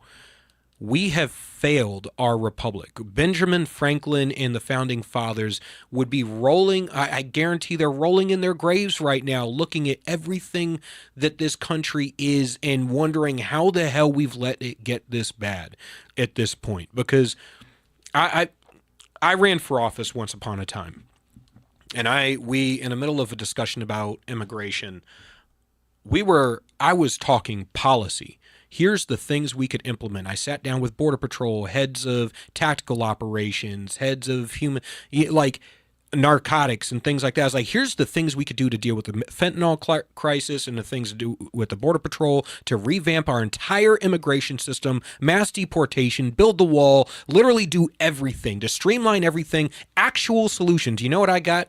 I got a guy goes, well, that all sounds really great, but if you could just call them illegal aliens, then you would get my vote, because we got to call it like it is. And I was like, excuse my French, but are you shitting me right now? And I said it out loud. Everyone else was like, yeah, tell it like it is. I was like, are you shitting me right now? Do I look like a trained organ monkey for you? Do you want me to go to D.C. and pass the policy that you want to see, or do you want me to stand up here and tap dance and play the damn organ and tell you all the shit you want to hear? You know why you get screwed over so damn much? You're the type of guy who believes the stripper when she says she loves you. You're the type of guy you want to send guys to D.C. who tell you all the sweet things. They pour honey in your ear in the sweet hours or the wee hours of the morning. And no. Do the things we elect you to do. Go to D.C., do what you're supposed to do, go home. That's it. I don't need you to say the nice thing. I need you to do the right thing. But unfortunately, and it's been this way for generations before us too, the crooks that say the nice things are the ones that get elected. I've never understood why it happens this way. And, I think it's going to take more people who are willing to run, who are willing to disrupt the status quo, who are more interested in being effective than being liked. We don't have enough people like that in America. We have too many people that want to kiss rear ends instead of get the job done. And until American voters start to sort that out, I don't think it's going to change. But I am optimistic because think about the way the right side is skewing for the younger generation. Yeah. Right now, 20-year-old males are more right-leaning than 75-year-old males. Yeah. The next generation coming up is going to shift our country way, way to the right and will give us the opportunity to reestablish the constitutional way of governing this country and hopefully really strip down the size of the federal government. Because one thing is undisputed, no matter what side of the aisle you're on, we can't afford this much government. I 100% agree. I do have a preface because this is one thing that I have always been worried about when we're going after younger voters, specifically young men. I'm glad that young men are skewing towards the right. They're sick of being beat down, lambasted, told that our masculinity is toxic, told that we need to act more like women, and that that's the way we should be engaging with the world, is to deny everything that we biologically are, and to ignore our divine masculinity. But my catch 22 is when they come over here, who are the people on the right that are the examples of divine masculinity that these young men should be following? Because I don't believe it should be people like Fresh and Fit, the Tate brothers, or any shit like that. And at the same time, I'm also sitting going, the concept of social proof is something that is legitimate. When you come over here and you're looking at a divine masculine guy, you should be looking at like an Andrew Huberman, a Jocko Willink. You should be looking at guys who are physically fit. Their mental acuity is high. Their moral background is high. They show a level of social proof that makes you want to live the lives they live to aspire to greatness. They stroke the fires deep down in you. And I don't see the men. I see a lot of people who pontificate, a lot of people who have podcasts, a lot of people who say one thing here or there, but they don't exhibit that divine masculinity that inspires young men. And I'm like, where is that on our side? Well, I'm hopeful that these young men, as they come up, have a really good BS detector built in, because so many of these really popular influencers, they aren't really selling something that's good for people. They're not even selling the truth half the time. And so I hope that these young men coming up have great BS detectors, that they think for themselves, and that they're not so interested in following someone else, social proof or not, that they just do what's right. They go back to fundamental logic, they think about things the right way, and they make strong decisions. I think that independent mindset has really been forged in recent generations, especially the youngest people. Watch what happens to the generation that came up during all the craziness that we saw during COVID. Yeah. They learned first-person experience that the government's probably lying to you, the experts don't know what they're talking about, and you should not blindly follow authority. Have you ever considered running for office? I have. I actually ran for office once before, and I probably will again, because I don't think I'm going to lose the fire for changing the direction this country is going. I think that someone's got to get up there who's more interested in making a change than lining their pockets. I'm so glad you said that. That's one of the things that it always breaks my heart when I meet people who have the right mindset, who have the right motivations and things, who should be running for office, and they go, "No, that's just not my bag." And that breaks my heart, because I'm like, but you would be the good person for the job. And if we have too many people, all it takes is for good men to do nothing, for evil to flourish.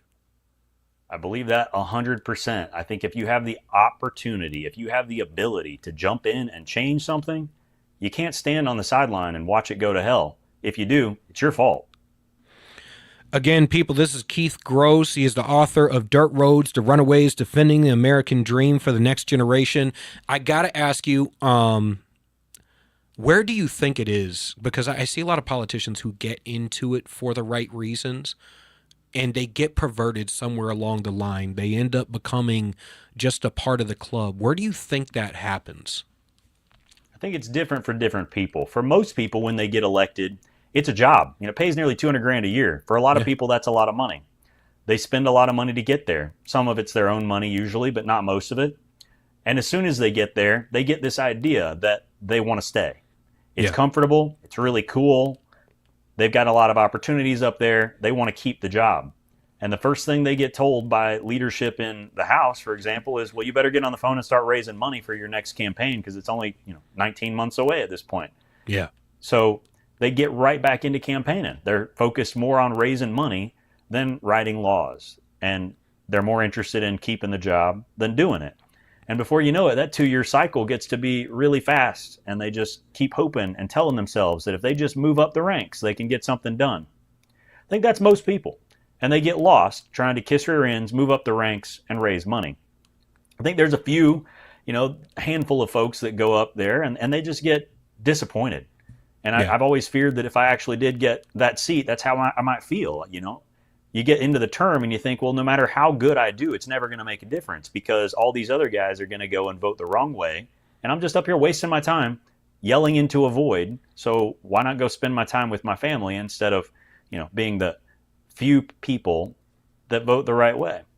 And so I think different people, they get disenchanted for different reasons. But by and large, most of it is the desire to be reelected.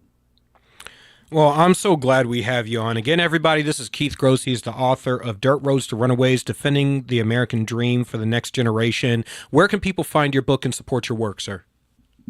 Well, the book's available anywhere books are sold. It's on barnesandnoble.com, amazon.com, and it is an audiobook on Audible. You can also follow me on social media. I'm on X at Keith Gross FL. All right. Thank you, sir. I am so glad we got to have you on, and I look forward to hopefully having you on in the future and supporting your future run for office. Thanks so much. Looking forward to it. All right. Stay in the fight, sir. Again, great segment. We're bringing you the news and the entertainment that you need to have on your Tuesday nights here at Granite State Live, RAMTV.com. Make sure to follow, subscribe, send it to your buddies. If you don't like it, shush. All right. We got another guest for you coming up next. See you in a few minutes.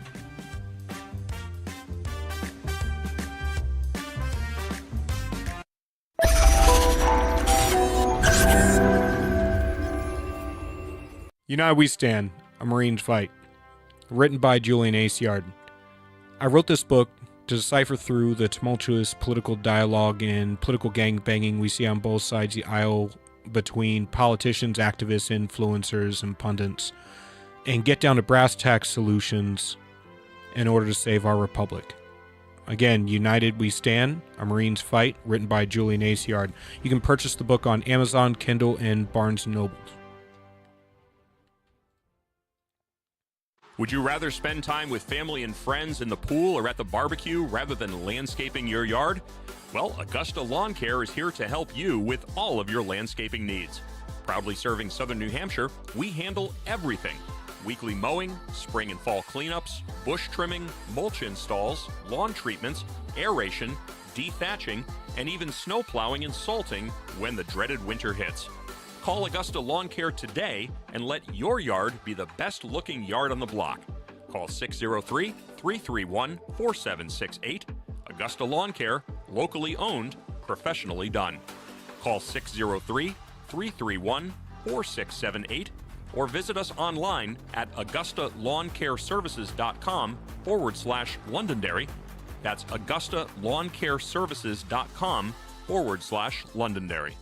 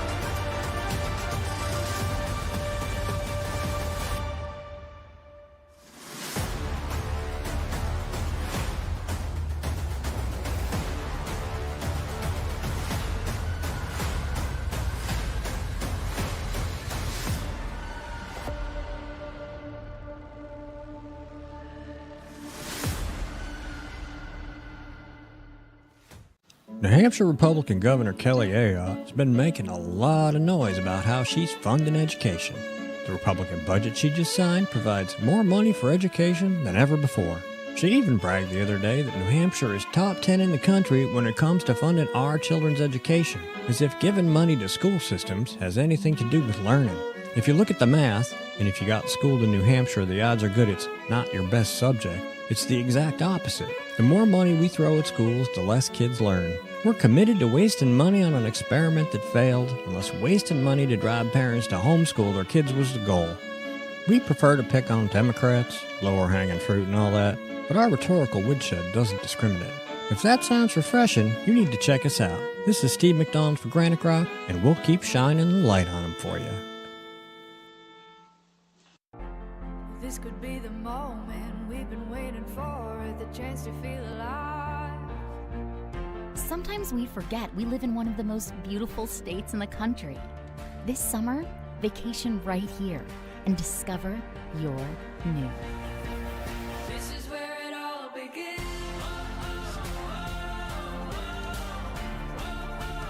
This is where it all begins.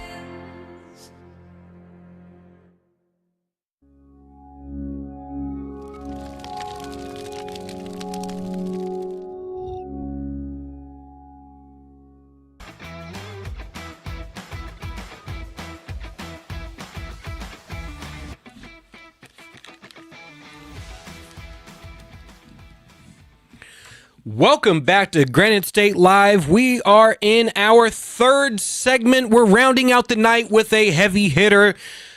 Oh, it's been such a long night. We've gotten a lot of information. We've gotten you a lot of entertainment, a lot of news, and we are not stopping now. We have time to end the NGO gravy train, exposing nonprofits that profit from aid.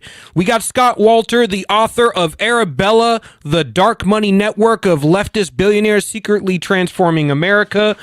Scott is the president of Capital Research Center. He served in the George Bush administration as special assistant to the president for domestic policy.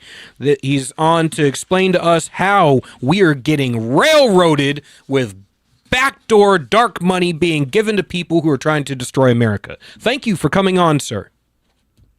Great to be with you. So what are we missing? What is happening with this dark money? We saw a lot get exposed by Doge for USAID and how the money is being filtered back into leftist organizations to help fund their campaigns through different NGOs and nonprofit organizations, so on and so forth. What is this? What's happening? And what inspired you to write this book? Yeah, well, what inspired me to write the book was the fact that this Arabella network, and that's the best single word for it. It's a network of nonprofits and little fake pop-up groups and the rest, and they take in billions of dollars every election cycle. They take in far more money than, say, the Democrat National Committee and Republican National Committee combined, many multiples of what they get.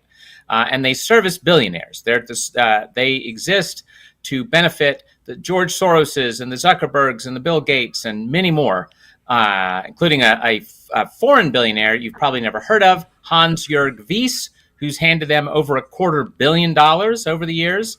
He's also sunk another $250 million into other left-wing nonprofits. So this is a very big deal. It's the biggest dark money entity, left or right, and the average American's never heard of it. So it deserves a whole book to explain what they're up to, who's giving them the money, and they play in pretty much every issue area there is.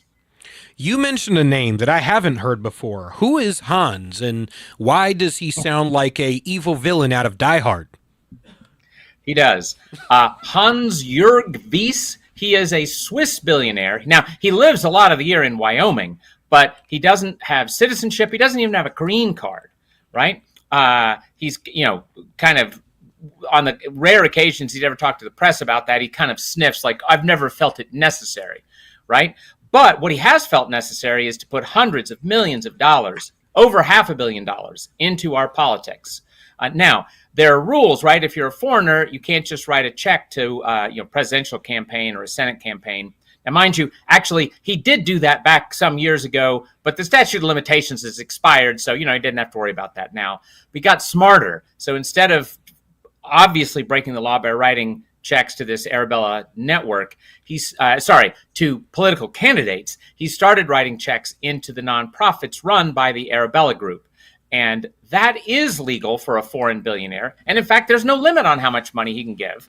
Now, those nonprofits can then turn around and give money to super PACs and things like that, which the average American would say, wait a minute, can that really be kosher? And the answer is, sadly, yes.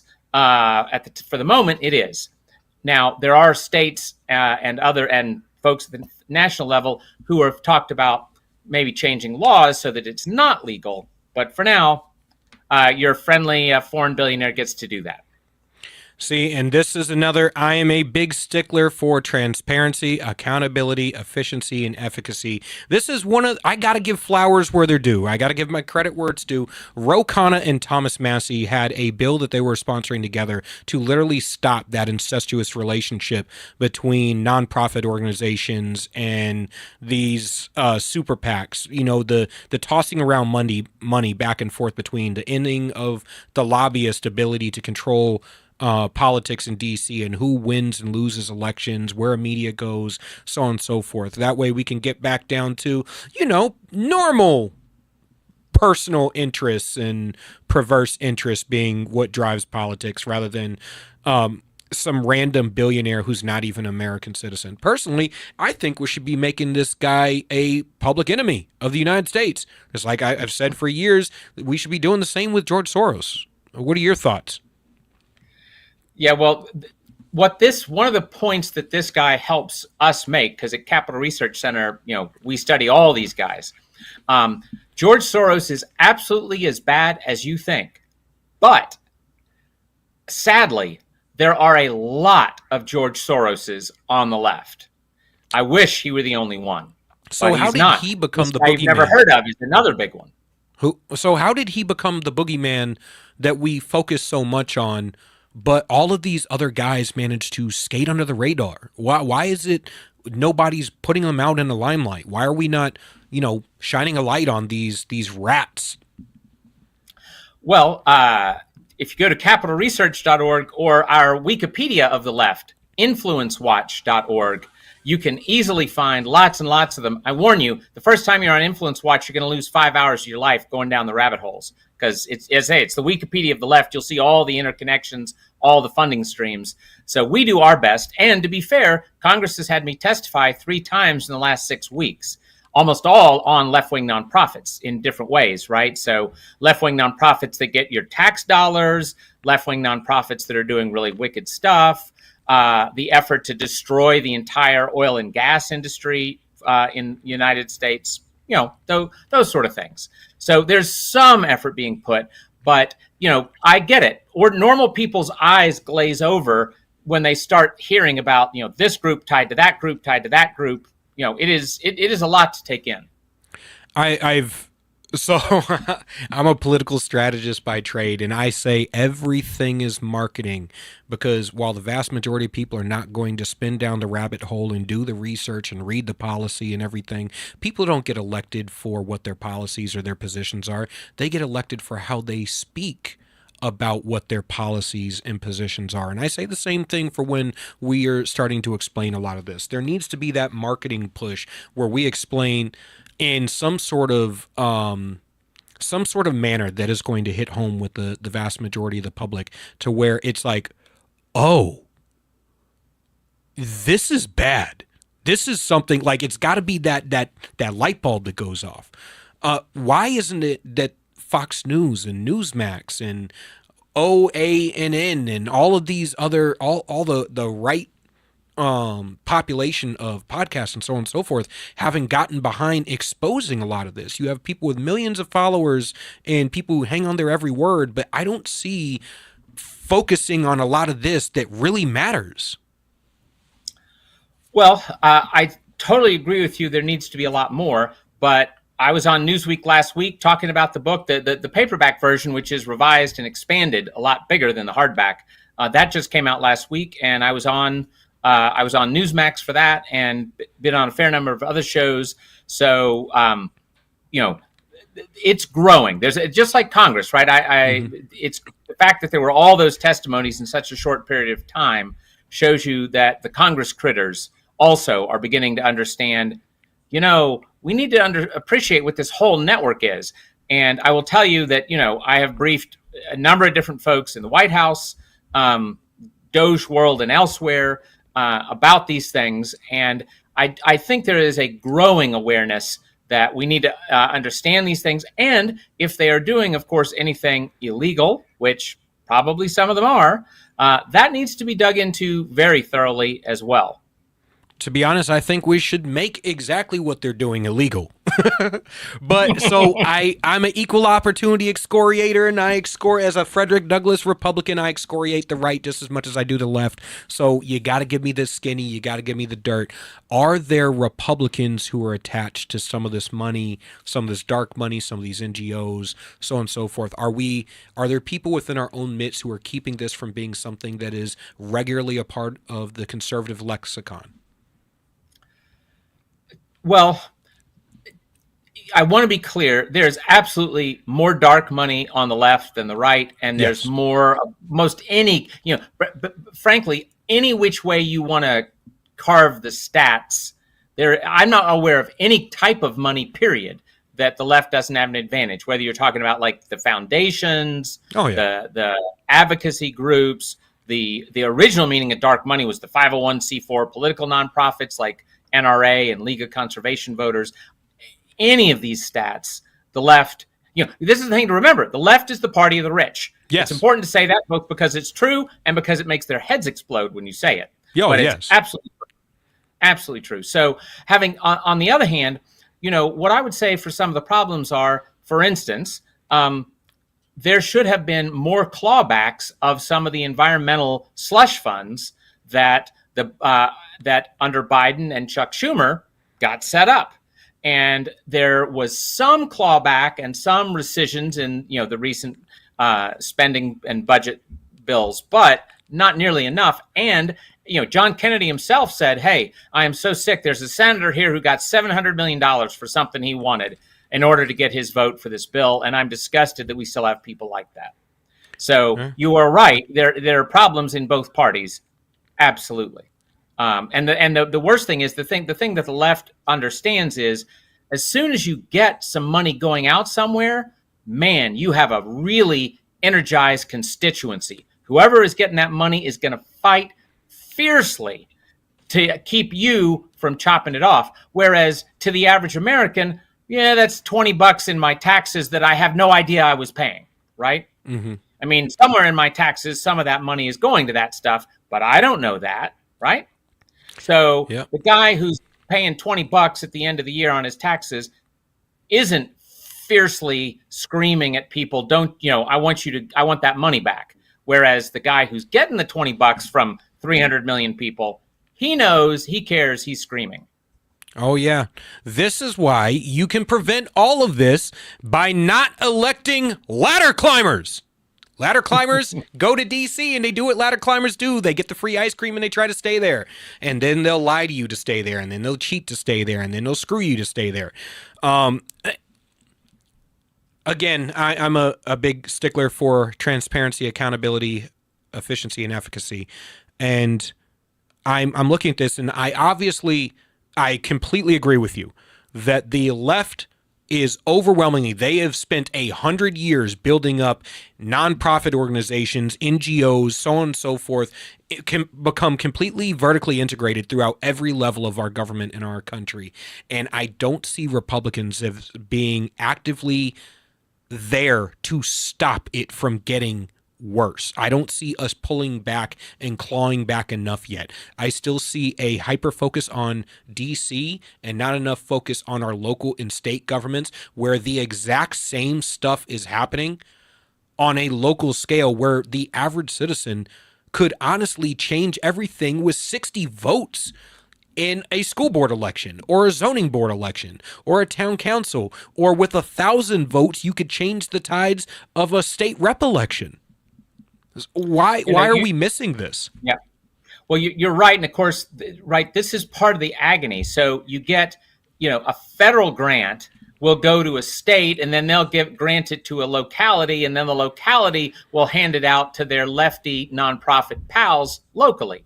We actually have a big report that'll be out probably in about a week on the homelessness industrial complex, because when you see ICE riots or when you see protests for the homeless, what you don't know is actually there's government money going into hard left nonprofits to do ICE riots and homelessness riots.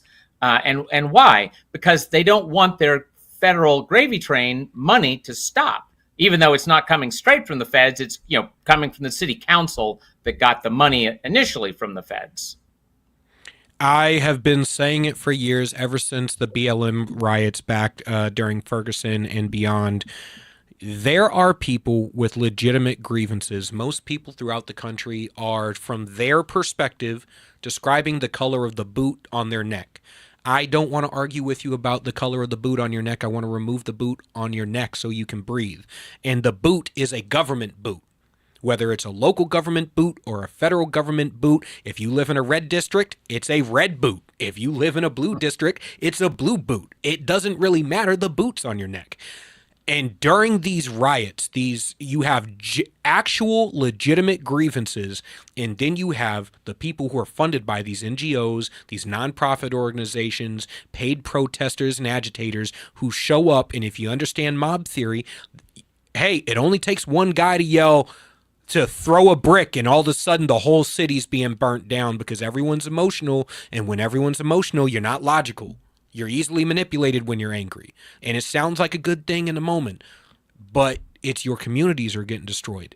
How do we stop this? How do we get that out into the average conservative's lexicon, where we understand that this stuff isn't all organic? It's very, very, very manufactured. And we're behind the game because we're not vertically integrated the way the left is. Well, you're totally right that local conservatives need to be doing a lot more organizing of their local neighbors, their towns. America is supposed to be decentralized, where the power is local, and then little by little things go up, instead of now everybody waits for the top-down money, the top-down leadership. That's not the way America is supposed to work. That's not how New Hampshire and Vermont and Connecticut, when in the early days of the Republic, that's not how they worked. They had the town meetings and the rest, where that really mattered. And that's absolutely the best model. And we need to be pushing things. We need to push money and power down to the locals. Because as you say about transparency, people can keep a lot better track of what's happening in their town than they're ever going to be able to keep track of 535 Congress critters, right? So the town people need to be more important than the Congress critters, and we've screwed that up. But so I totally agree that folks need to understand that. But you also, what you're doing now is critical too. Exposing, the all of the fake stuff is essentially Wizard of Oz stuff. Like with the Arabella Network, I talk about this, right? Mm-hmm. They are totally a Wizard of Oz thing. It sounds like your local neighbors have made this group together, when in fact it's some doofus in DC who created a logo and a website and then bought some Facebook ads for some, New Hampshireites for good government or whatever goofy thing, they have done.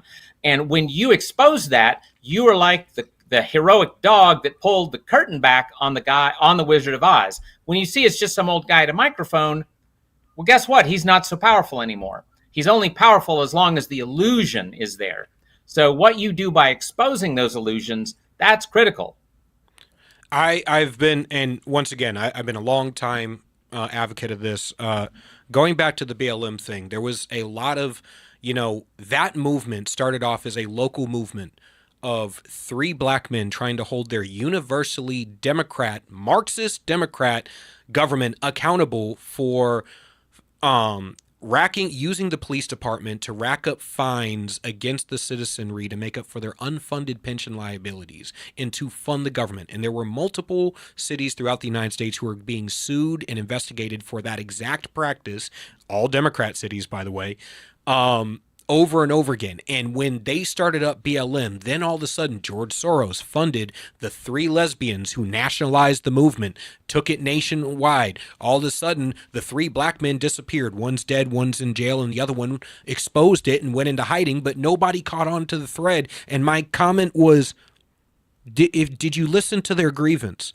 Those 3 men were talking about what they wanted out of their government was limited government, transparency, accountability, efficiency, and efficacy. And as conservatives, we have the answer to that. But as these organizations come in and they take control and they manufacture these movements, and then you had their website come out. We wanted the most important thing to them is destroying the nuclear family, destroying the patriarchy. We need to take dads out of the home. We need to get down to community parenting. I'm like, yeah, because that's a fantastic idea. I want the butt-naked drag queen twerking in front of my toddler to be the person who has a say in my child's life. How did we get here to where we're missing the thread and missing these opportunities that are right in front of our face? Is there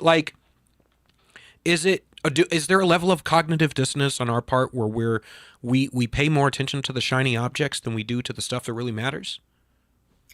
Well, right. That's always a human issue, right? The other thing is just sort of cowardice, or, well, I don't want to cause a problem, or they might not like me. I mean, believe me, I have been saying for years, the big cities for half a century or more have been run by the left, period, right? There are no right wingers running any big cities. Portland, Atlanta, Milwaukee, Detroit, New York, forget it, right? So the left has made these cities the hellholes that they are. And we conservatives have all kinds of ideas. By the way, one of the first I would throw up there is school choice, that could make a powerful difference in the lives of the people suffering under those left-wing regimes. But we are too scared. Very few conservatives or Republicans will ever walk into a big city and say, hey, I want to hear about your problems. Let's talk about your problems. Maybe there's something we could do to help, right? Now there have been a few, like Jack Kemp was famous for that kind of thing, but very, very few conservatives have tried. And the thing that's infuriating is it's absolutely the right thing to do, whether or not it's helpful to anybody's career. It's totally the right moral thing to do, because those people are suffering in those big cities. If you're a poor person in New York or Detroit, my God, you don't have a pretty life. You're suffering. So it's the right thing to do. It's also politically smart. The only thing the left has left are the big cities. If they couldn't turn out 60, 70, 80, 90% of the votes in the big cities, the left would absolutely collapse. And by the way, you wouldn't have to make a huge dent. If you moved that 5%, I mean, I'm not a Republican strategist, but it's painfully obvious. If I were a Republican strategist and I could move 5 percentage points, out of the left's column in big cities, Senate races, governorships, all this stuff would just collapse for the other side. We will not apologize for our love of God and country, ever. We are Right America Media.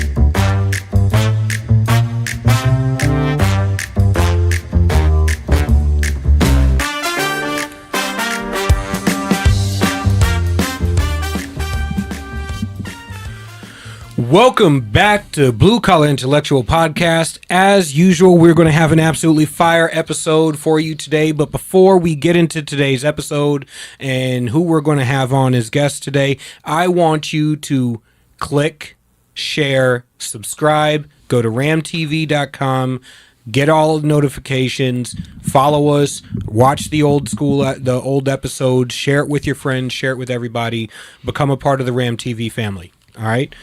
And today in studio, I'm going to have Mike and Andy from Citizens Doge, along with, in the second segment, we're going to have Kenneth Abramowitz to talk about Iran doubling down on their insistence on getting on, nuclear enrichment and trying to take us to task. Don't worry, we're not going to attack Israel yet. Yes. Because in their statement, they already said that they're still open for another round of beef with Israel, but they're not trying to enrich nuclear weapons. So that's the thing.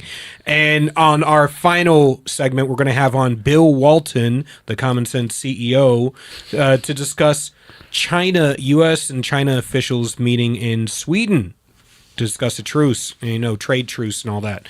So hopefully we're going to have better economic news on the other side of this episode, and maybe we can assuage some of your anxiety over international affairs.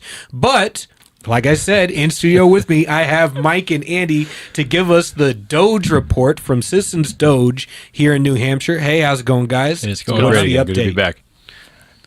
What you got for an update this week? Well, it's certainly the international affairs scene is always anxiety-inducing, so we hope to give a good pivot on the domestic front and the local front especially. This week's show, we have a full spate of sponsors this week. It is sponsored by, as always, the Blue Collar Intellectual Podcast. Woo, woo. And as is consistently now, Loveland Realty, 7K Metals, and a new sponsor, Red Tide Strategies. Loveland Realty is a Patriot-owned real estate firm that cares about its clients and takes care of them. If you're in the market for a new residence and you want to work with someone who shares your values, please reach out to David or visit the Loveland Realty offices on Foundry Street in Concord. 7K Metals is a precious metals retailer out of Idaho Falls, Idaho. We all know that when the dollar dies, gold survives, and that when inflation hits, every single paycheck buys less. Precious metals allows patriots to fight back, and 7K Metals is offering the ability to add precious metals to your portfolio in a way that is secure, simple, and sovereign. While they devalue your money, you protect your wealth with real assets. Whenever the notion strikes, you can visit 7kmetals.com/citizensgold for more information. And last but certainly not least, Red Tide Strategies has launched a product to help candidates and races at all levels. In today's political environment, text message is the best way to engage with volunteers, mobilize for door knocking, and promote your events. Red Tide has the ideal text campaign package for individuals and groups looking to get the word out. We have New Hampshire ties and offer competitive pricing in comparison with the big competitors. Please reach out to Michael McElhaney for more details. In our events recap portion, we had a busy spate last week, especially in the second half of the week. Mike and I, it so happens, we ran the check-in table at the Doubletree Hilton in Manchester when South Carolina Congresswoman Nancy Mace came to town. We received a round of thanks from almost everybody else who was either a sponsor of the event or an attendee. Never have... At least I can only speak for myself. I've never been thanked so much for doing so little, but it was much appreciated. And Saturday the 26th, we had a very busy day for sure. In the morning, Mike and I spoke at the Cheshire County GOP meeting in Keene. We got a great reception. We were very thankful to Ann Farrington, the Cheshire County Republicans chair, for inviting us and having a spirited discussion with some great Q&A with the audience. In the afternoon, also, I had a chance to attend the Liberty Fest event at Londonderry Fish and Game Club in Litchfield. I want to especially thank here Patrick, the Londonderry GOP chair. Forgive me, Patrick, if you're listening. Your last name escapes me, but I think it's Mills.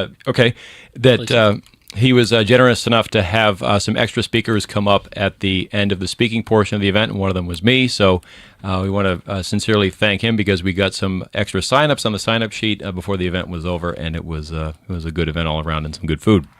The pulled pork in particular was delicious. And Sunday, 2 days ago, on the 27th, Mike and I appeared on the Patriot Punk podcast. I think the episode, if I'm not mistaken, was about 2 hours in length. Oh, yeah. It was a good conversation, mostly about the many things going on in Tennessee politics, particularly in Nashville.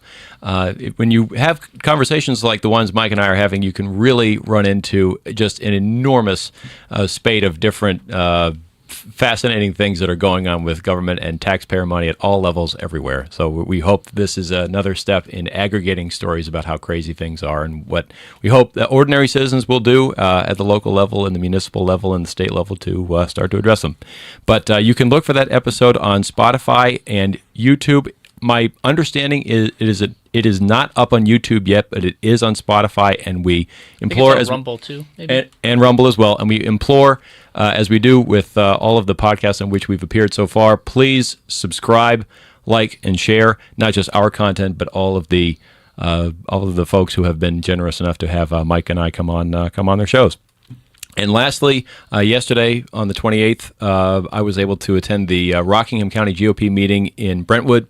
Again, we got a spot to attend the meeting at the very last minute, so we want to thank John of the Rockingham County Republicans for having us in there. I want to give a quick plug for something that we have been discussing at times recently, but I don't have actually an image for. But it's a new program that Mike and I are starting called Doge Voices, which is essentially an ask for people to film themselves on their laptop or their cell phone to report in stories of what they're seeing in their local towns and what they've done if they've gone to a town meeting or a town select meeting or a school board meeting to address or redress something that's happening in their town that is giving them pause or giving them concerns. We invite people to submit their video testimonials, and if they post it to social media, tag at Citizens Doge USA and hashtag Doge Voices. We can spread awareness of what we're seeing far and wide. All we really need to do is take the initiative and to put it out there. So Doge Voices, that's a new line of something that we're contributing to the conversation, hopefully, as we look to spur more local action. In upcoming events, we have recently had the chance to be invited to a Liberty Activist meetup tomorrow in Concord, thanks to our friend Leah Cushman, a state rep from the Concord area, I believe, from Ware. Thank you very much. But she's been a good friend to us, and she is also the New Hampshire chair of Young Americans for Liberty, and so will be part of the group that is there tomorrow. On Sunday, August 2nd, we've been invited to the Hillsborough County Machine Gun Shoot, also at the Londonderry Fish and Game Club in Litchfield. I'm sure that should be a rollicking good time, and I was looking forward to that. On Tuesday, August 4th. Favorite event. It's great. I bet. I've never been to it, but it just the name alone makes it sound great. It is machine gun. Anything with machine gun. Yeah, biggest machine gun shoot on the East Coast, if I remember correctly. And they've been doing it for, I think this is the 6th year. Or like the 5th or 6th year in a row. Yeah. It's big. We've had some major heavy hitters come up to, like, we had Tom Cotton, Byron Donalds. We've had all sorts of congressmen and senators come up. Yeah. And next Tuesday, August 4th, there's going to be a kickoff event of sorts for Brian Cole at McIntyre Ski Area in Manchester. I believe that's in the evening. Yep. 6 p.m. And that's the extent of the details we have on that, but it's going to be a good crowd for Brian. Brian's a good guide. He's been a supporter of ours, and we hope people will go out to that. And that's for what is he doing? It's a special event. It's a special. Okay. Yeah. Okay. And I'll just say show up. And lastly, we have a double dip coming up on Sunday, August 9th. In the morning, there's going to be a Turning Point Action Healthy Americans Coalition kickoff launch event. This is being spurred by a friend of ours, Davis Miller, who is the field director. I'm actually the chair of that too. So it's they're launching an initiative. It's a MAHA, New Hampshire MAHA group. So I'm actually the PR guy for the new group. We just launched, and our kickoff party is August 9th. Okay. So there's a flyer there. So come out to Prescott Park and learn about what New Hampshire MAHA is doing in New Hampshire. Nice. I like that. And just to quickly wrap up that day, we have a table at Belmont Old Homes Day in the evening, so that should certainly wrap up an interesting double dip on Sunday, August 9th. As always, we want to mention to anyone who may not have encountered us before, we are on all the major social media platforms now, including Instagram. Our call sign or our call name on almost all the platforms is just Citizens Doge, with the exception of X, in which it is at Citizens Doge USA. And we encourage people, if they're interested in our merch or anything else, or if they have news item inquiries or anything like that, to drop us a line at citizensdoge.com or citizensdoge@gmail.com. And as always, we want to thank you, Julian, for being our sponsor emeritus. No problem. I'm looking at the... I totally forgot about the machine gun shoot because it feels like we're doing it later this year than we normally do. Mm-hmm. And I'm looking at it for August 2nd. And I'm looking at the sponsors, of course, Hillsborough County Republican Committee, Londonderry Fish and Game, Plastics Techniques, of course, Who are Chris the speakers? Egger. Anybody? Well, the speakers typically are always going to be the main sponsors. So Scott Brown is most likely is going to speak, especially him run for office.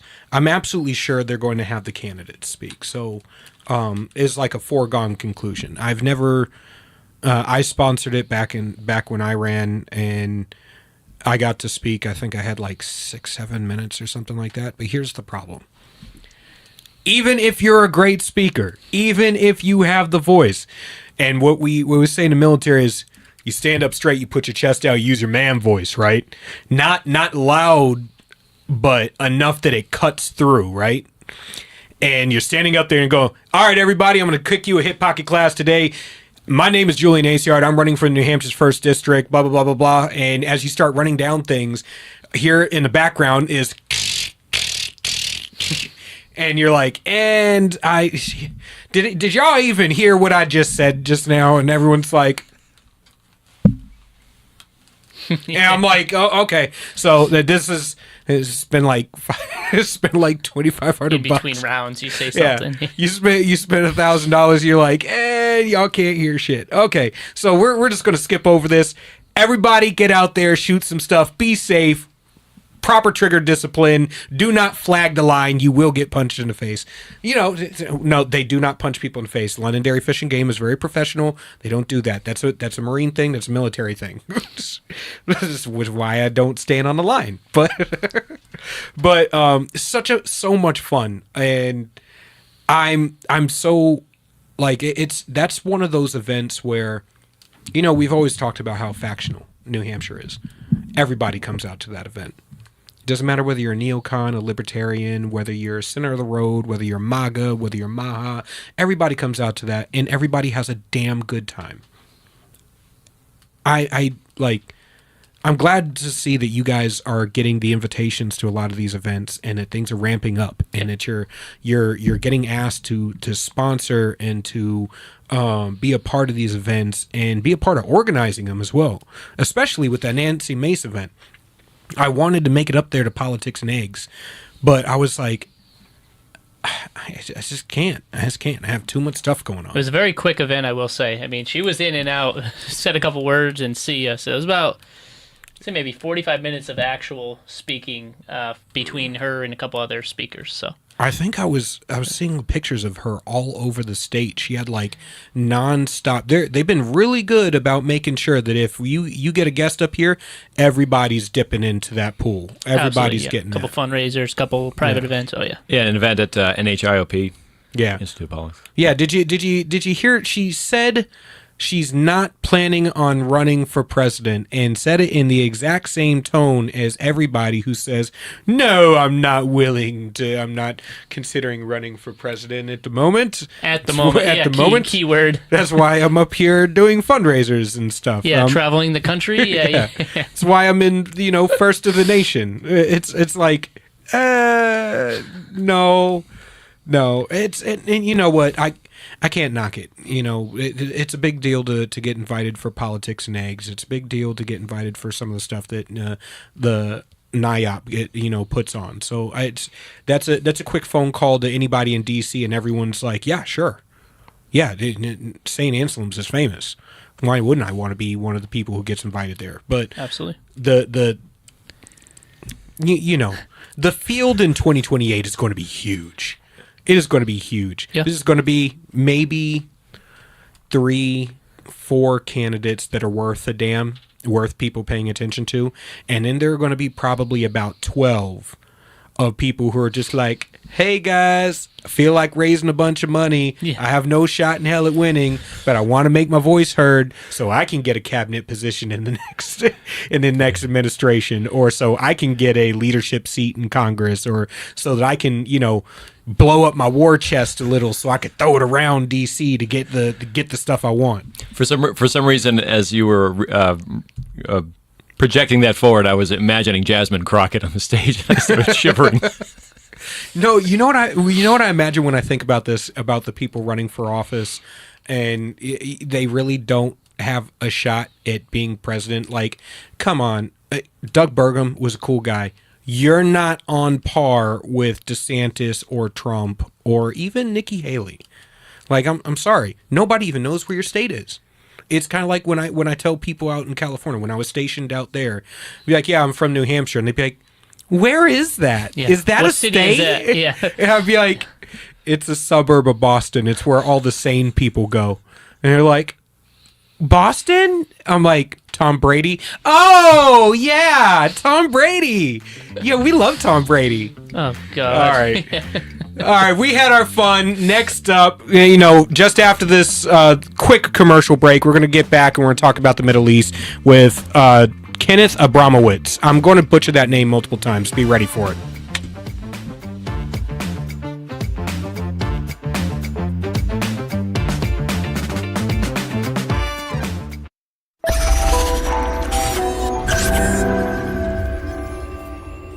United We Stand, A Marine's Fight. Written by Julian Aciard. I wrote this book to decipher through the tumultuous political dialogue and political gang-banging we see on both sides of the aisle between politicians, activists, influencers, and pundits, and get down to brass tacks solutions in order to save our republic. Again, United We Stand, A Marine's Fight, written by Julian Aciard. You can purchase the book on Amazon, Kindle, and Barnes & Noble. Would you rather spend time with family and friends in the pool or at the barbecue rather than landscaping your yard? Well, Augusta Lawn Care is here to help you with all of your landscaping needs. Proudly serving southern New Hampshire, we handle everything. Weekly mowing, spring and fall cleanups, bush trimming, mulch installs, lawn treatments, aeration, dethatching, and even snow plowing and salting when the dreaded winter hits. Call Augusta Lawn Care today and let your yard be the best looking yard on the block. Call 603-331-4768. Augusta Lawn Care, locally owned, professionally done. Call 603-331-4678 or visit us online at AugustaLawnCareServices.com/Londonderry. That's AugustaLawnCareServices.com/Londonderry.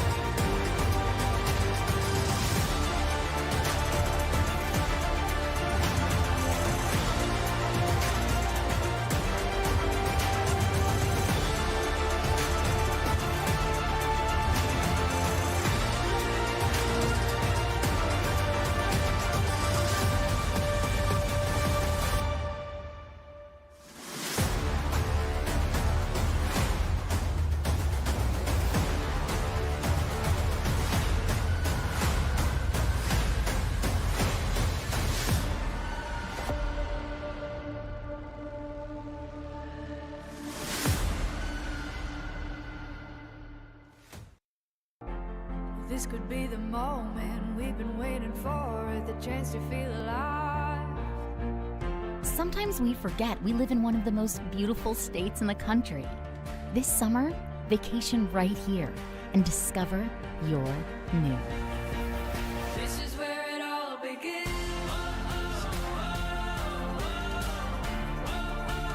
This is where it all begins.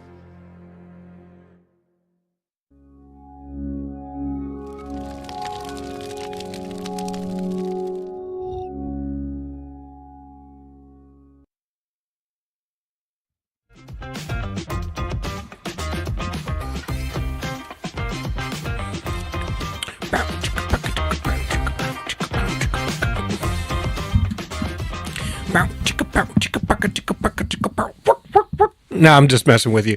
All right, welcome back to Blue Collar Intellectual Podcast. I'm having fun. I got caffeine. I'm ready to go. We're having a great day.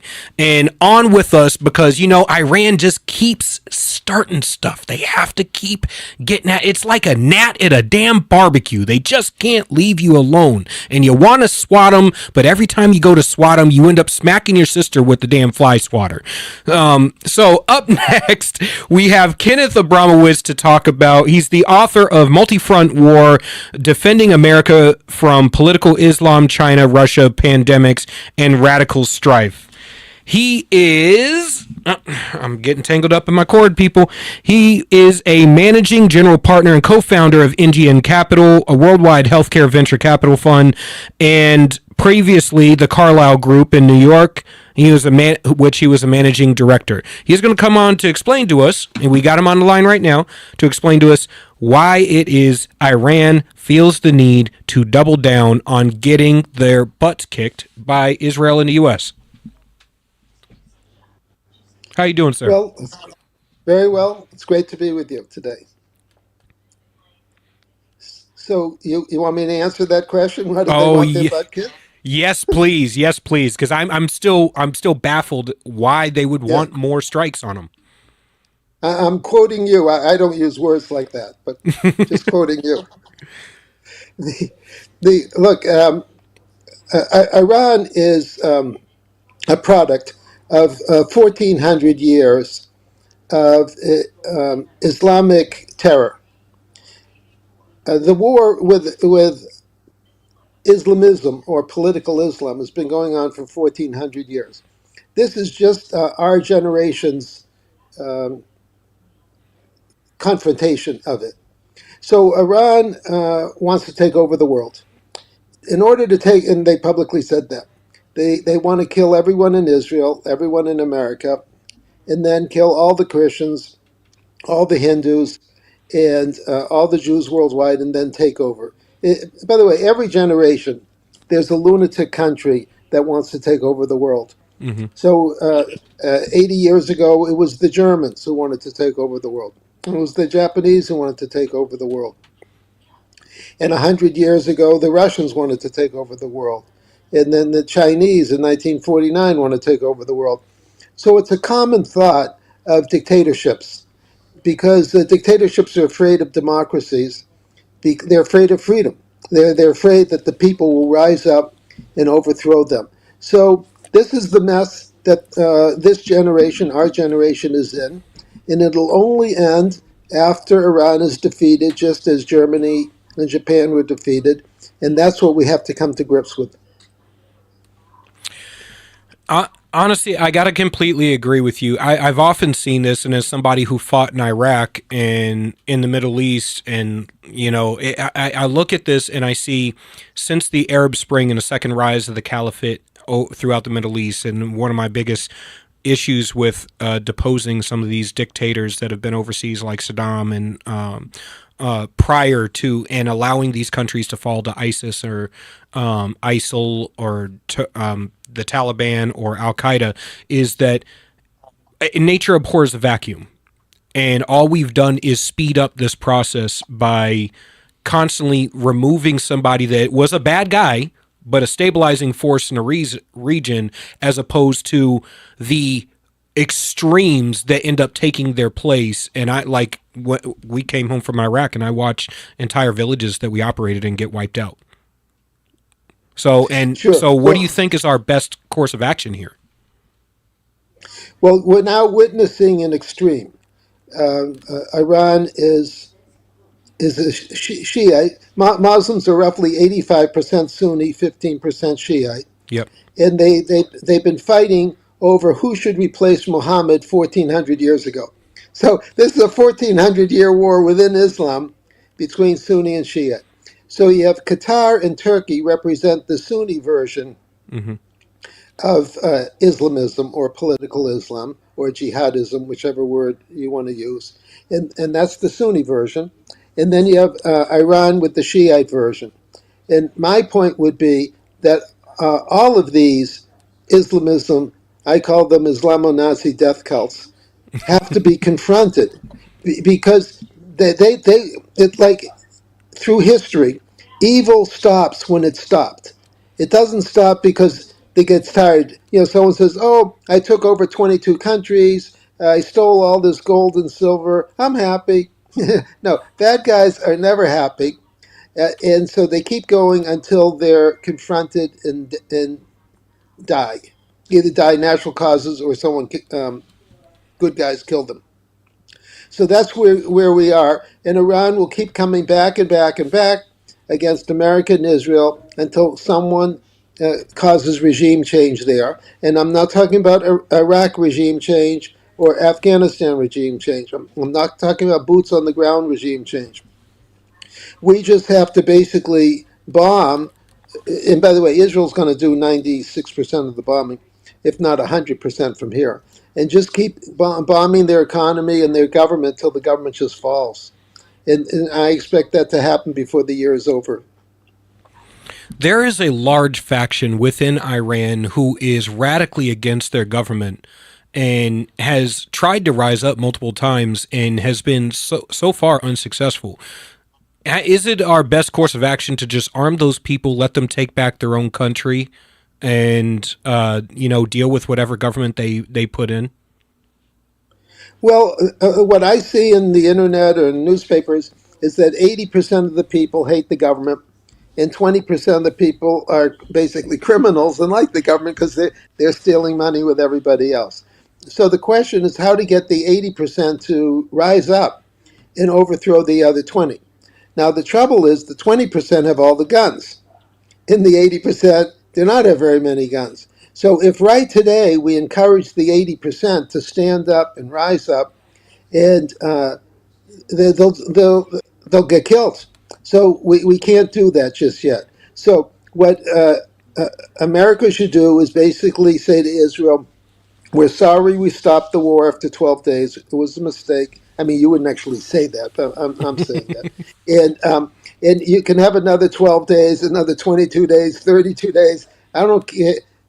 Just finish the government, finish the Revolutionary Guards, finish the besiege, which is a paramilitary force, undermine every aspect of the government and the economy.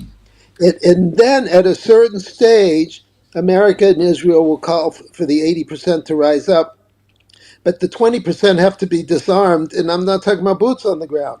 So we have to disarm them basically from the air. And America's basically finished. America had one day of glory, and Israel will do the rest. Now, bear in mind, Israel gets 2/3 of its weapons from America. So think of America and Israel as a joint venture, with Israel doing almost all the work, but America behind the scenes with intelligence and with weapons is fueling that. And together we have to lock, stock, and barrel finish with this death cult. Otherwise, it'll go on another year, another year. It'll go on another 1,400 years, and I think the world's not big enough to have an Islamo-Nazi death cult like Iran for another year. There is this misconception that a lot of people carry that Islam is just another religion, and I've often said that Islam is not just a religion, it is also a system of governance, and to look at it just as a religion in and of itself and not as a system of governance is a misnomer that leads us to look at our enemy, radical Islam, in a position as if they can be the radicals can be liberalized. The ones who want to institutionalize the system of governance, as if they can be liberalized into just coalescing with the rest of Western society, and that's just not the case. I want to read you a quote, and I want to know if you agree with it as it applies to this.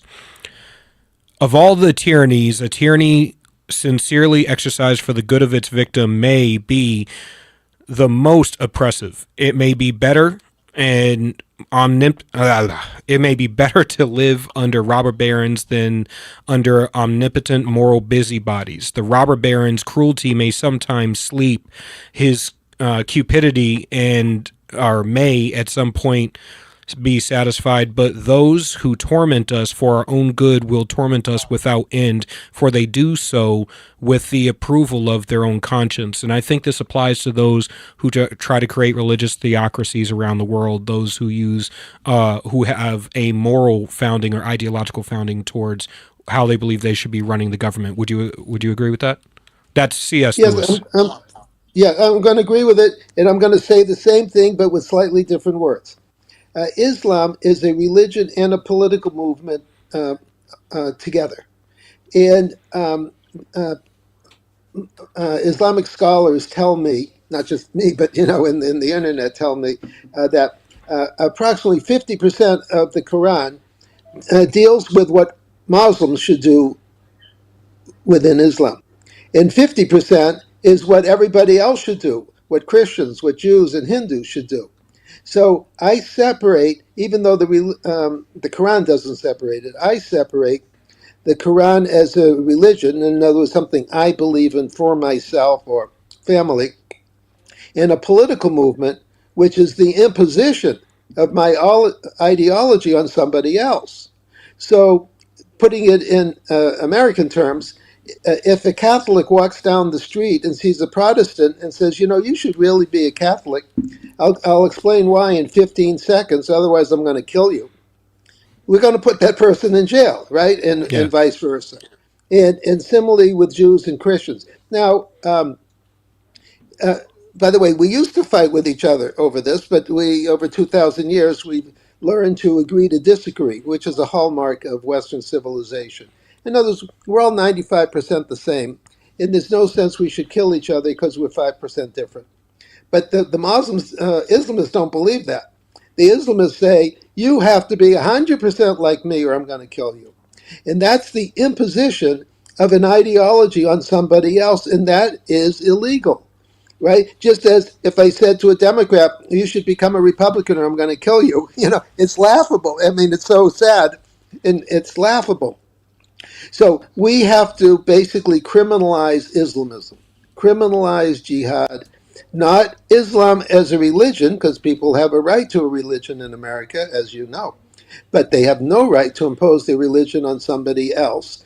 And that should be criminalized as it is in Saudi Arabia, the Emirates, in Egypt. So I say, look, if the Muslim countries criminalize Islamism, why can't the Christian countries?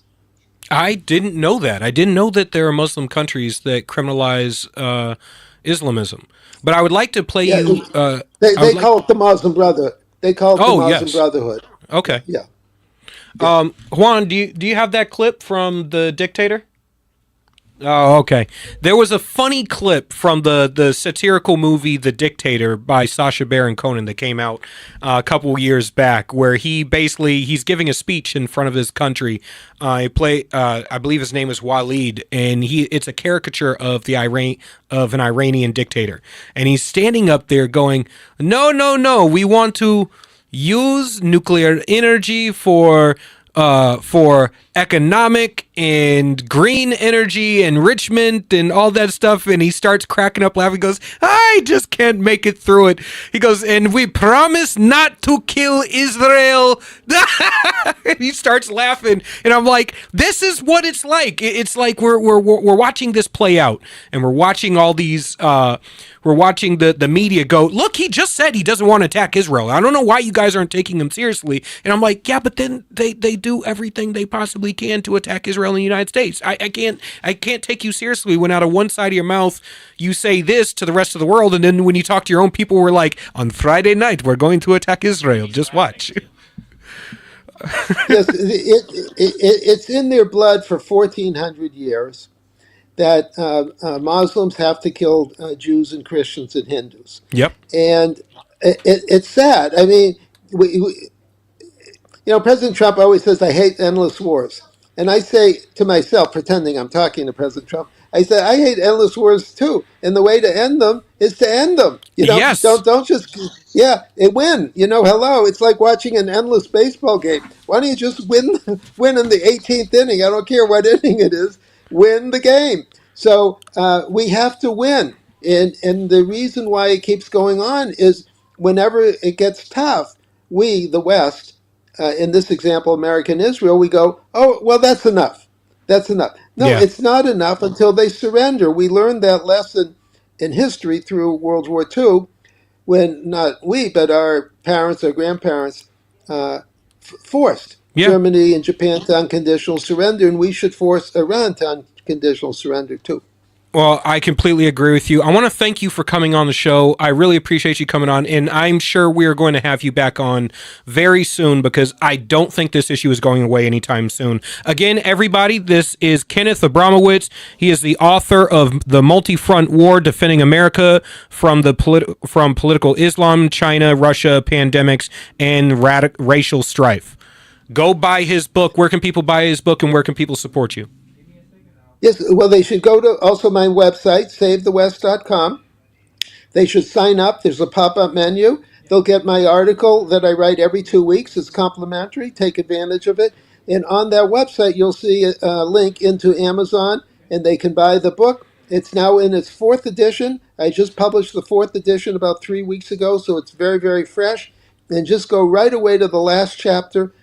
You can read the rest later, but that's what people should do. Read the last chapter and sign up for SaveTheWest.com. All right. Thank you. Thank you for coming on. Everybody, again, this is Blue Collar Intellectual Podcast. We're going to go into the break. We'll have you back in just a couple of moments where our next guest will be Bill Walton, Common Sense CEO, up next.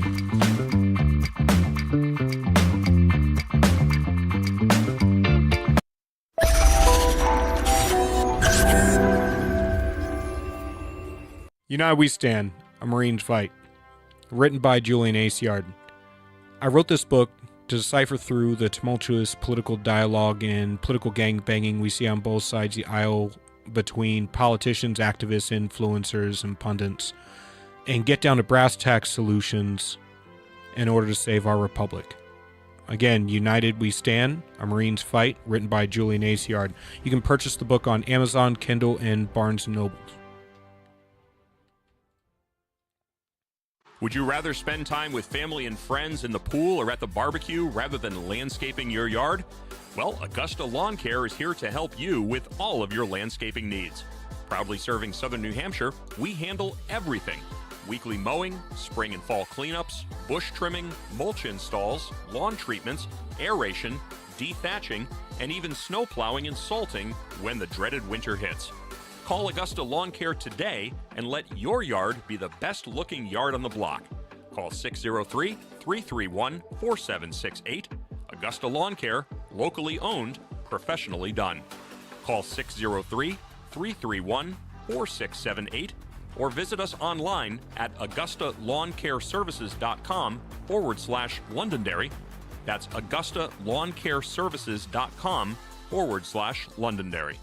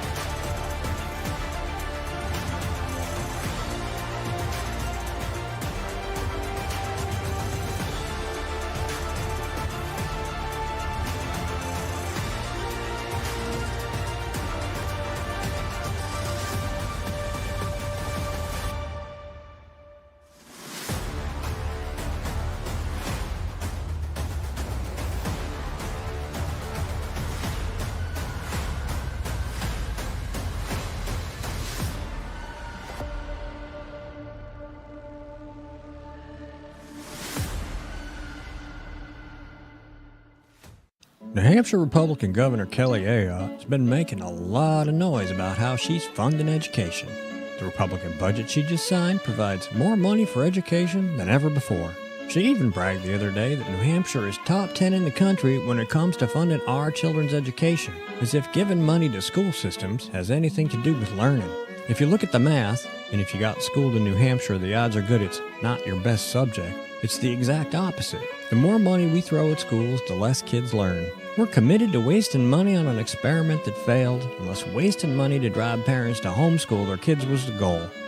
We prefer to pick on Democrats, lower hanging fruit and all that, but our rhetorical woodshed doesn't discriminate. If that sounds refreshing, you need to check us out. This is Steve McDonald for Granite Rock, and we'll keep shining the light on them for you.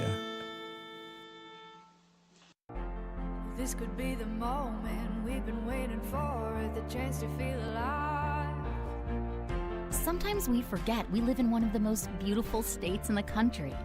This summer, vacation right here and discover your new. This is where it all begins.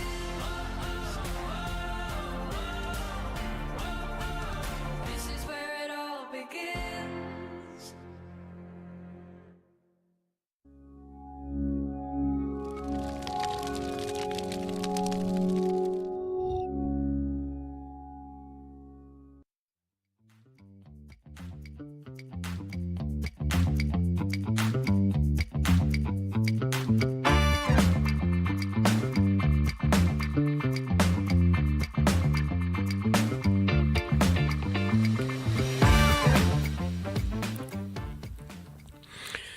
All right, welcome back to Blue Collar Intellectual Live. Make sure that you go to RAMTV.LIVE and follow, click the link, like, subscribe, share, support, send it to your buddies. If you don't like it, keep your mouth shut. That's where we're at right now. We have a guest. It's going to be Bill Walton. As soon as we work out a couple technical difficulties, he's going to be right with us, and we're going to really get into this this next subject, which is going to be U.S.-China officials meet in Sweden on trade truce deadlines.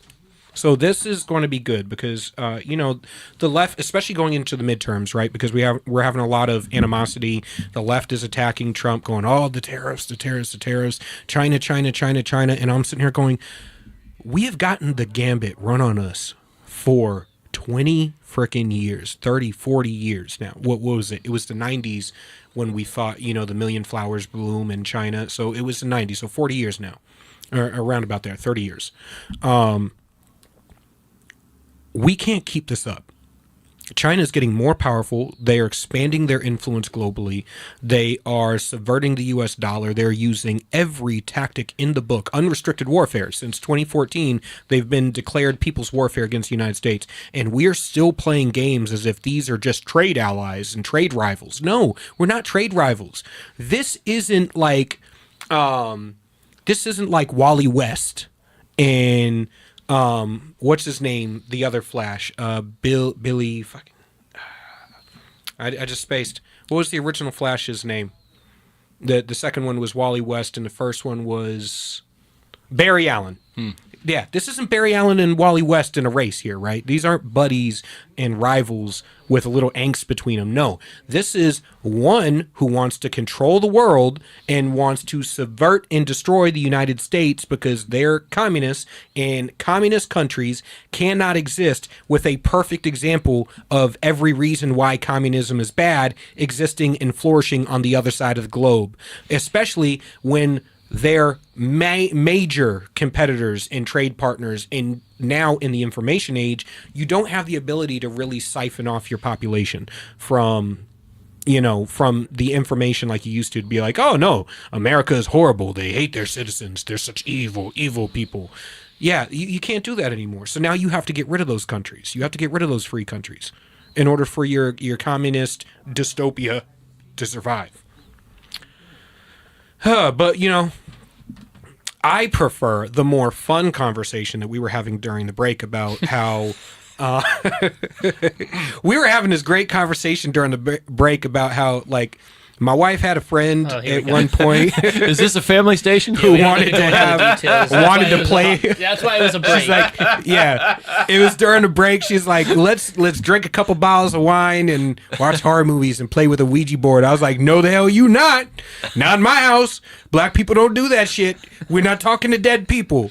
All right. There's not a single person on earth, living or past, that I care about enough that I want to talk to them after they passed.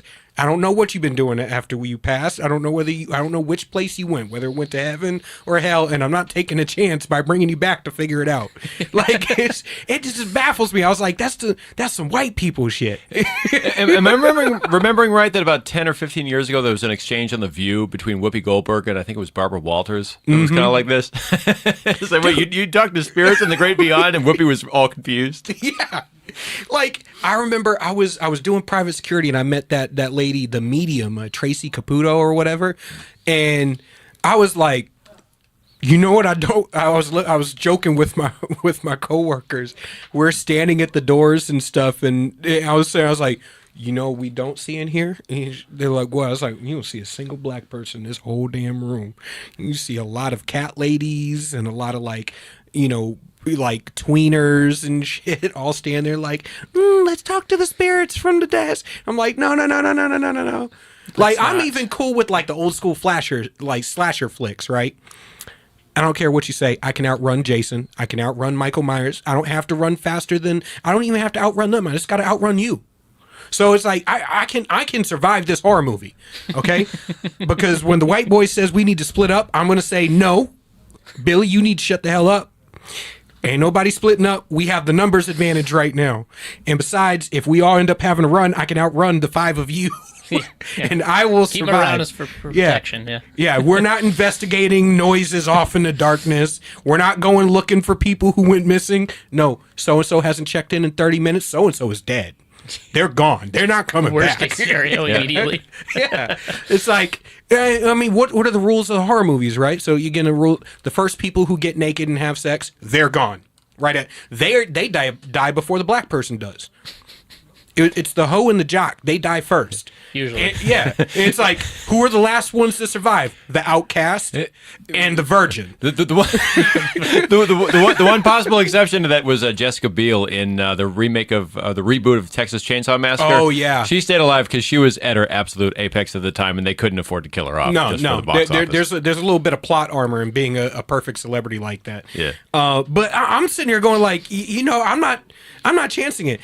If a bunch of weird stuff happens, the wall starts melting, there's a little Chinese boy in the elevator that meows at you, and like a chick crawls out of the TV and stuff. Not only, I am so against all this haunting, talking to spirits and dead people shit. I'm going to become the outcast and the virgin immediately. I'm going to baptize myself. I'm going to start from scratch. I'm going to paint my nails black. I'm going to start singing friggin' My Chemical Romance and shit. I'm going to be like, look, all y'all are going before me, and I'm outrunning all of you. I'm not taking a chance. But that whole Ouija board shit, like, my daughter, we took her to a book fair. She's like, Daddy, can I get a spell book? I was like, no. She goes, why not? It's just a toy thing. I go, it's not a toy thing you're allowing in the house.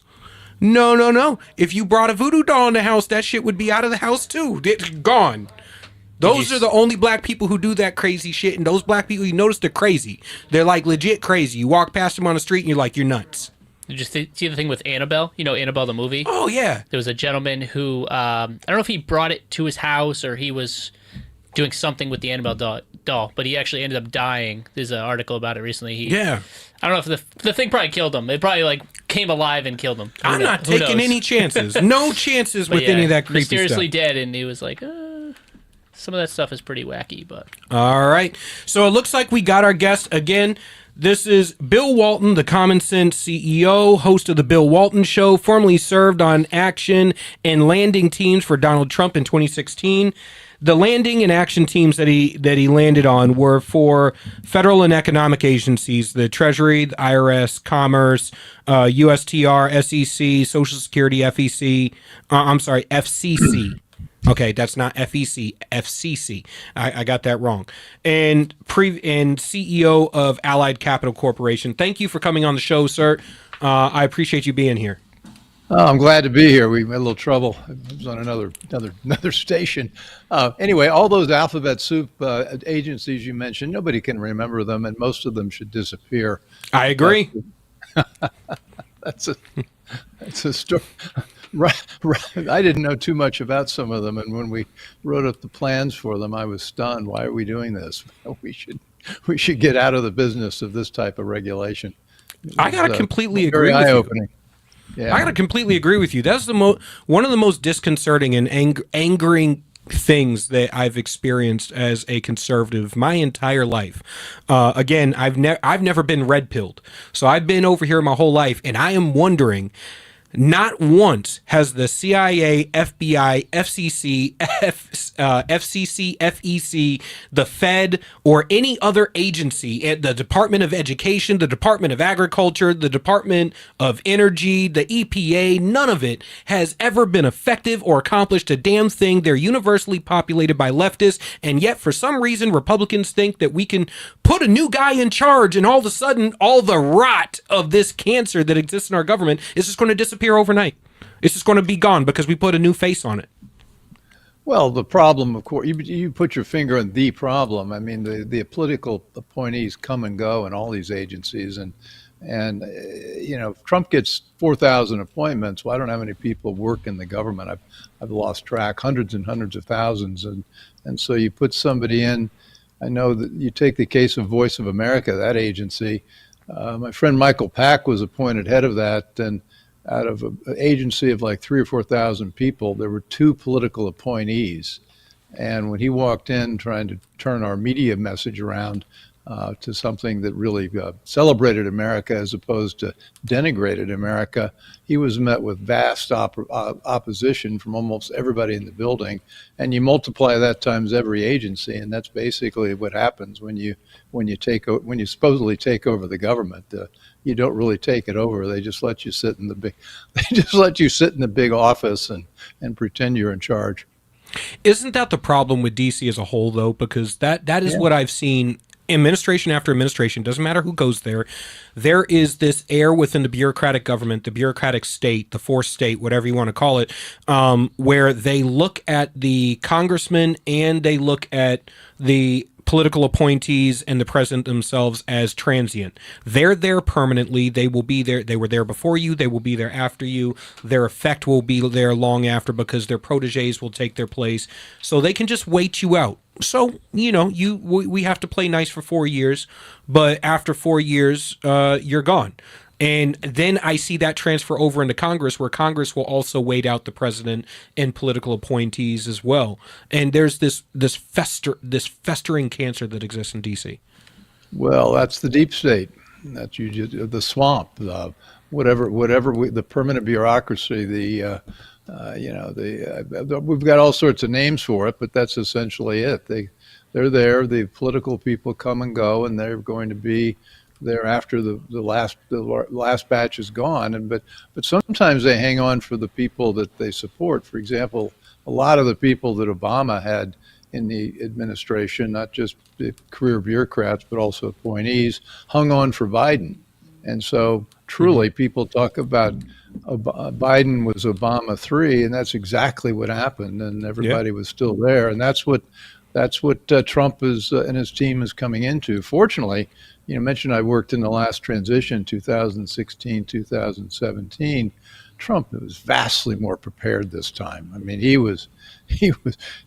knew exactly what he was getting into, and he'd assembled the right people to go in as appointees. And I think he appointed his cabinet secretaries in record time. And he had Russ Vought over at OMB lined up with executive orders, and thoroughly lawyered, thoroughly vetted by bureaucrats who knew where the pitfalls were and how to make things actually happen. And I think that's why Trump got off to such a quick start, was that he knew what the deep state was really all about. And, he's making progress. And now this summer, we're trying to get Congress to stay on the job to appoint, several thousand people that are required Senate approval. And so Trump can get the rest of his team in place. It's a circus here. I think it's going to be a never-ending cycle. I'm not going to lie, I'm still pessimistic because, like we just went over, Congress or the system manages to outlast everybody. Trump only has until 2028, and we don't know who is going to be the next person to take that seat. But the way Republicans operate, we we fight over we will agree on 9 out of 10 things, and we'll kill each other over the one thing we disagree on before we work on the 9 things that we do agree on.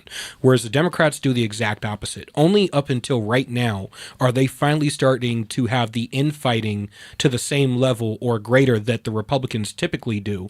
And this is our grand opportunity, right? Because they're not actually proposing anything to solve how the average American feels about their wallet, the border, foreign policy, jobs, manufacturing, even the culture wars that are going on in the United States. What do you think is the next step? And then I would like you to go into your position on China and this trade dynamic, because I know this is going to be a long-term thing that we're going to be dealing with, and we've been fighting China for decades at this point.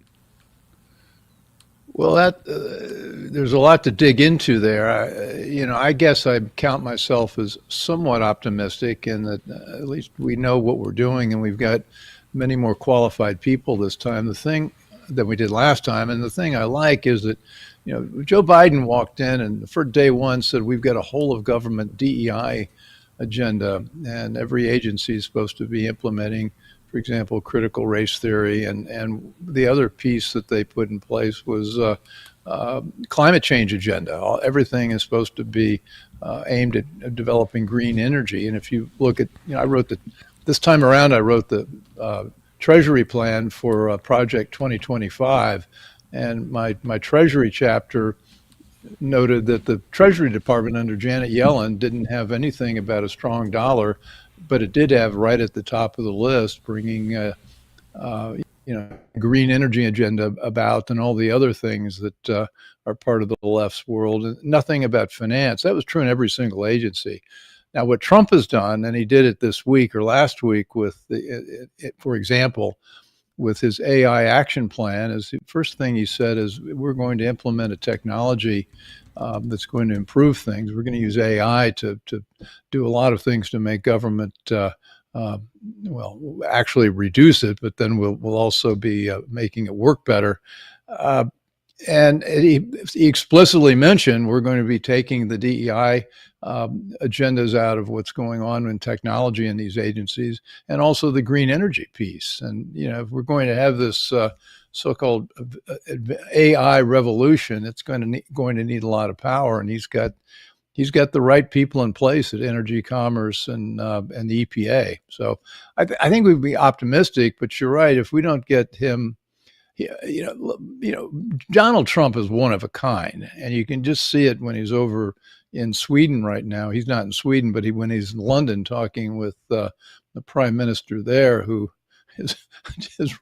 really looks weak standing next to Donald Trump.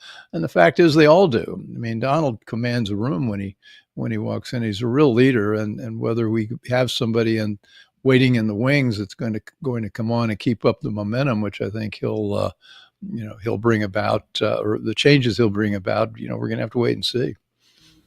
But I think the thing you and I need to worry about is what happens in the 2026 midterms, because if we don't keep the House, God help us. If we don't keep the House, they're going to pull out the impeachment papers, on day one, and we're going to be spending the whole second 2 years of Trump's term hearing about initiative and listening to Schiff the whole time, which I may go into hiding if that happens. I don't know. It's going to be rough it's going to be tough to take. If we don't win the 2026 election, I think it's extremely dire, not just because the left is going to be coming out against Trump, but you're going to see the right start to come out against Trump as well, because Trump has brought a wave of America First politicians into office, but you will also see there is also a wave of people who, like every election, say the right thing, when they're standing up at the podium, but then you watch their votes and you watch the way they act, and as soon as they get the chance to walk away from Trump, they're going to do it. They'll throw him under the bus to preserve their political careers. And if we don't win the 26th election, if we don't have keep the majority or have a sizable majority in the next, grow it, and we don't keep growing the new demographics that Trump brought in this election cycle and set ourselves up for a bigger win in 2028, you're going to see some of those Republicans that were wishy-washy, that rode the wave, start to step away from Trump as well, and they're going to allow the Democrats to do their impeachments. They're going to start to be silent, and they're going to start to allow the attacks to come from within as well, and that's going to subvert the America First movement, and then that's going to make the average voter who came in to the fray start to step away and feel like they're not being heard, and everything that we just fought for is null and void. Do you see that happening? I think you're exactly right. And here's what's working against us is that the reality is that every congressman, I won't say every, but most all congressmen and senators don't see their primary job as America First. They see their primary job as bringing bacon home to their district or their state. And you can see that working in the so-called Inflation Reduction Act, which is really the Green New Deal. What they did in that was absolutely evil and pernicious, the way they allocated a lot of subsidies to the red states. Yep. So that the red state senators and congressmen would be benefiting financially from the climate agenda. So that if we wanted to start going back to real energy like natural gas or even petroleum, that sort of thing, some energy that works, they'd be reluctant because they're getting windmill and battery and solar subsidies, and that they know how to operate on Republicans in town to make them feel like they've got to go along, or their constituencies aren't going to be getting what they got for them last time. That's been the main problem in DC is once free ice cream is on the table, you're the bad guy when you take away the free ice cream, right? And the Democrats know once they hand a bunch of money to red states, who typically operate on shoestring budgets, not because they're fiscally irresponsible or anything like that. I mean, there is a lot of fiscal irresponsibility in literally every state in the country. So I'm not going to say the Republicans are perfect, because I've watched Republicans administration after administration match Democrats dollar for dollar, even while saying all the right things but doing the wrong things. But I will say what I'm seeing is these Republican states getting hooked on the money from the Democrats, like you just said. And unlike, New York, Chicago, Boston, LA, San Diego, Houston, where you have all this, the Democrats are entrenched in these areas. These areas economically are being propped up by having long histories of economic development in urban development, manufacturing, industry, so on and so forth. And they're starting to slide so far down so fast. But the Democrats are commonly using this trope that because they have high GDPs coming out of these areas, that excuses the death, poverty, and destruction that reigns supreme in these areas. And then they'll point to Republicans and they'll be like, well, we make money for the government and you guys receive the money. So what are you complaining about? And I'm sitting here going, we need to come up with a better argument for this. What do you think we should say? Well, the good news is that the economic piece of that's changing pretty fast. I mean, most of there's big population movements into the red states and businesses moving to the red states. And Miami's looking to be the next financial capital of the world. I mean, a lot of the people have moved. Ken Griffin moved from Chicago, and a lot of the other big funds have moved, venture funds have moved to Austin, Texas, et cetera. So the financial power is moving towards our side. So I think that's a good development. I don't see that changing. So our answer should be that we're the land of opportunity and you're the land of what was. You bet. I love that. I like that. Hey, you know what? You guys are last century. We're this century. Well, this is Bill Walton, host of the Bill Walton Show. I want to thank you for coming on. I've thoroughly enjoyed this conversation. I can't wait to have you back on in the future. I'm absolutely sure we're going to need to dig into, especially everything going on with China and the trade truce and everything. We need to talk about China, trade, AI, what's happening with EU and Russia. There's a lot of very interesting stories there. Maybe we can have you on next week to go a little bit deeper into AI and China and the trade truce and stuff, because I see this as something that is definitely not going away. It is only going to get worse. And the AI dynamic is something that a lot of people pontificate about, but very few people actually understand. I think I actually understand it, but I don't hold me to that. No, I'm talking I more. can actually help us get there because we've, I was so biased against all the tech companies and should be because of the censorship. But I think one of the things that's happened with Trump is we brought a number of tech people into town that are on our side, and so I think there's some good things we can make happen there. And it's not all the bleak censorship we faced during Biden. Do you mind if we hold you over for another 5 minutes? Because I feel like we didn't get the full juice out of you due to technical difficulties. Is that okay? Can. My issue is my battery's running low. Can you give me 1 second here? Let me get it. Oh, no problem. Can we cut to commercial quickly? I'll be right back. Yeah, we'll give you a minute. All right, again, this is Bill Walton, host of the Bill Walton Show. We're going to hold him over for just a few minutes. I know we had technical difficulties and we couldn't get him to you sooner to get you the full segment, but I want to make sure that you get all the information that you should. And while we had enough discussions about the rot in D.C. and how good the Trump administration is doing at trying to replace the people, the bureaucracy, the fourth state, the deep state, however you want to call it, there's so much information that we need to get into with U.S., China, Sweden, the trade deadlines, the AI, and all the regulations that we need to have and how we need to go about this. So we'll give you a quick break, maybe 60 seconds, and we'll be right back.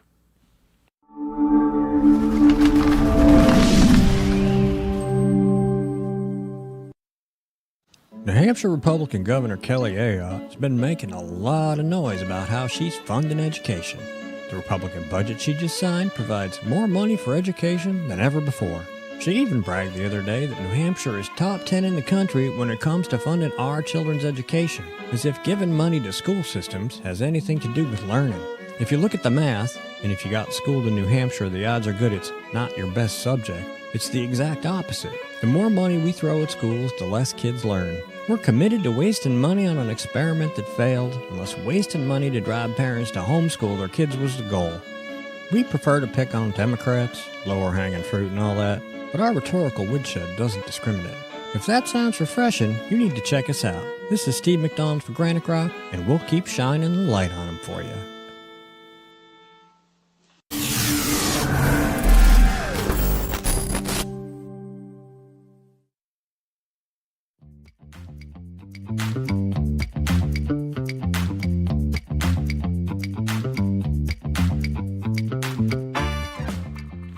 Welcome back to Blue Collar Intellectual Podcast. This is the RAMTV.LIVE family, and we have on Bill Walton, host of the Bill Walton Show, and we're going to be getting into the stuff that we didn't get to get into quite as much in the last segment, or we're going to take another 5 minutes so we can dig into China, AI, and some of the stuff that the Trump administration has coming up. Thank you for holding over a little bit longer. Delighted. A lot to get into. So what are you seeing with the dealings with China as this trade deadline looms? Well, we've got Scott Bessent over in Sweden talking with the top Chinese people about making a deal. You know, Trump slapped on the 145% export tariff or import tariff, and China retaliated with 125%, and then they both put their guns down briefly and gave it a 90-day breathing room to try to work out a deal, and that's where they are right now. You know, the problem with China is that, in a way, I think China not in a way, China's vastly overplayed its hand. I think they've got the second largest economy in the world, but they're deeply intertwined with the United States and technology. We're a lot of big markets for them, but we're also responsible for a lot of their own, a lot of the technology they use. And so it's very hard for them to be that tough with this without also, hurting themselves. And while China has been intransigent in this, Trump's been making trade deals with every other single country in the world, it seems. Just closed a deal with Japan this weekend. And, he's got Japan, I think Japan has agreed to buy $600 billion worth of stuff from us. And that's a pretty big number. And then he also closed a deal with the EU, I think it was just on Sunday. and they've agreed to purchase, I think, $500 million of petroleum or natural gas from us, and so we've created a market for that, and that before they were buying that from Russia, so that will also have the effect of tying up funding for Russia's war on Ukraine. So Trump is playing all these different games all at once, and increasingly China's getting isolated, and it'll be interesting to see who. There'll be a lot of blood spilled in that room, but I think he could probably come up with a fairly decent deal. I never discount Trump's ability to come up with a good deal or his ability to negotiate, because he uses I often say that foreign policy and trade negotiations are equivalent of a measuring contest between men. When I draw the red line in the sand and I tell you not to cross it, it really comes down to whether I follow up on whatever my threat was when I say or else.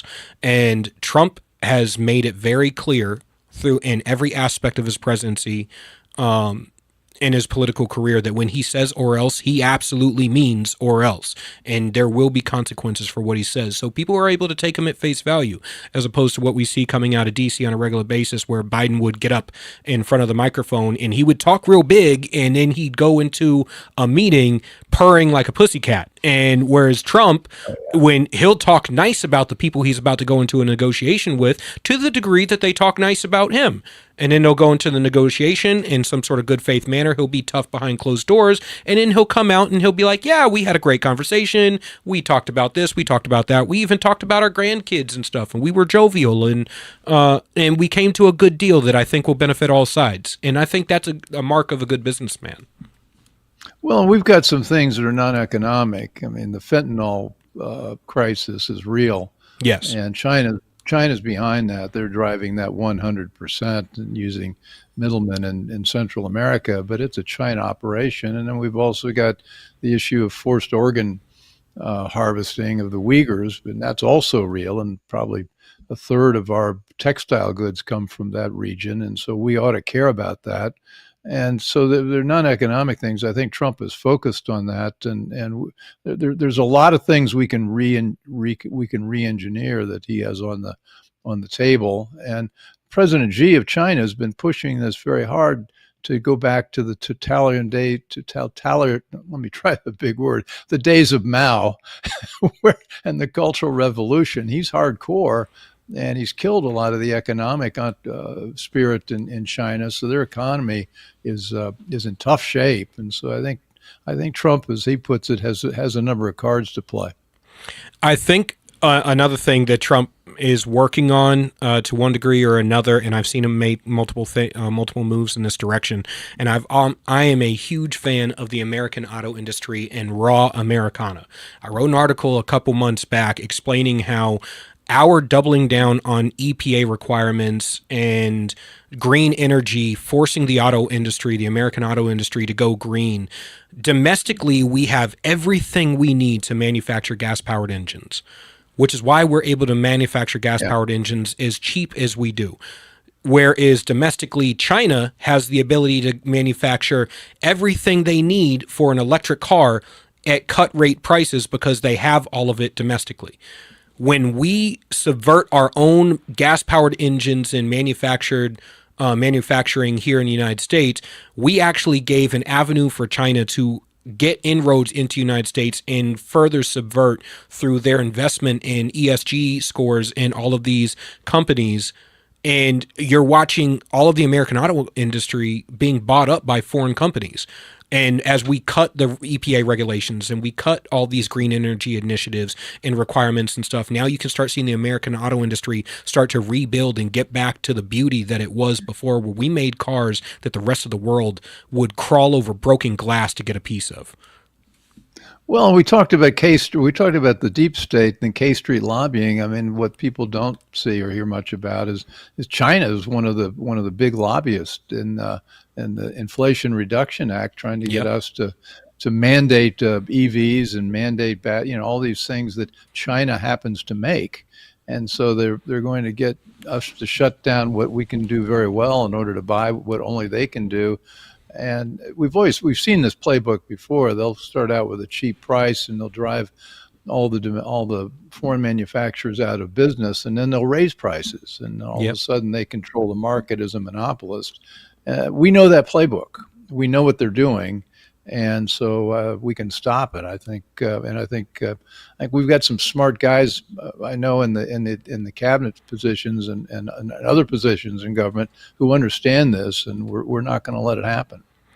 And for people who question what I'm saying, I saw a study come out a couple months back that said even if we had put a 200% tariff on electric cars coming out of China, they're producing an electric car for under $9,000, which means that we could put a 200% tariff on them. They could import that car over here to the United States and still sell it cheaper than the cheapest cars being produced in the United States, thanks to the EV mandates and all this extra stuff. Because if you notice, all the electric cars are not selling in the United States. The gas-powered ones are. So when they're not selling these electric cars to the degree that they should, and they're spending more money, it's actually costing them money to produce them. That extra money that they're not getting off of those is being tacked on to the gas-powered vehicles. It's being tacked on to the other prices because they got to make the money up somewhere. Well, two big picture items. One is that we've been fighting this so-called carbon demon, and I believe the EPA is coming out this week with a pronouncement that CO2, which is the dreaded carbon dioxide, is not a pollutant. In fact, there are a lot of people, scientists I know, and I agree, is that it's beneficial to mankind, beneficial to humans, and so that could change the playing field dramatically. And the other second point is I lost, but just stay tuned. I think the CO2 endangerment finding, which they're going to reverse, and was really the basis for all of this drive for electrical vehicles, is going away. Now, the other point I did come back and make is people have this notion that electricity is somehow greener than say natural gas. It's not. I mean, people look at all that goes into making electricity, and all the mining that goes into developing the windmills and the solar panels and the batteries and that sort of thing. It's the most environmentally destructive manufacturing process you can imagine. So they think they're being good by going with electric, and they're just really showing how ignorant they are about how these things are made. Yeah, if you want something that's absolutely horrifying, look what happens to a place after they start they open up a lithium mine. After they start opening up a lithium mine, you can open up a steel mine or a copper mine in the middle of a forest without destroying the rest of the forest. You open up, and same with drilling for oil. You open up a lithium mine, everything around it for miles dies. The water supply dies, the plant life dies, the animal life dies, and the people eventually get sick and die themselves because lithium poisoning is about as painful as you can possibly go. I've seen the pictures, and it's absolutely disgusting. I want to thank you for coming on the show. I absolutely loved having you on. We're definitely going to have you on again. Because we have so much to dig into, and like I said, I don't think it's ever going to end. I think it's going to be, especially as AI ramps up. I'd like to dedicate an entire episode to talking about AI and the AI revolution and what the Trump administration is doing that. So we're going to get a hold of you and try to have you back on in a couple weeks. Enjoy the conversation. It's great. You know your stuff, which is really great. I tried done a few of these before, and that you're in a league of your own, actually. I try. Thank you, everybody. This is Bill Walton, host of the Bill Walton Show. Where can people find you? At the BillWaltonShow.com, and also on YouTube and Rumble and Substack and all the major audio podcast platforms. And then I'm taking a sabbatical for a couple of months just to sort of do a little. But we've got 250 shows on the website: science, technology, money, culture, and they're all pretty much evergreen. So there's a lot there to look at. And I'll be back in business probably in about 4 to 6 weeks. All right. Thank you for coming on, sir.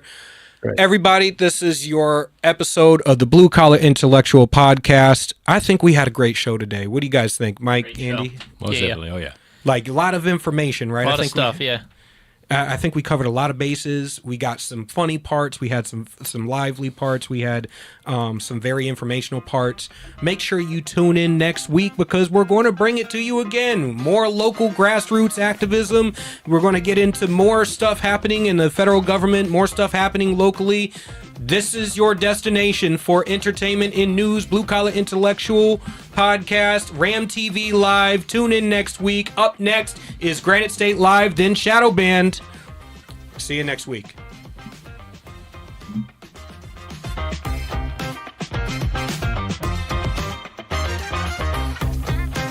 United We Stand, A Marine's Fight. Written by Julian Aciard. I wrote this book to decipher through the tumultuous political dialogue and political gangbanging we see on both sides of the aisle between politicians, activists, influencers, and pundits, and get down to brass tacks solutions in order to save our republic. Again, United We Stand, A Marine's Fight, written by Julian Aciard. You can purchase the book on Amazon, Kindle, and Barnes & Noble.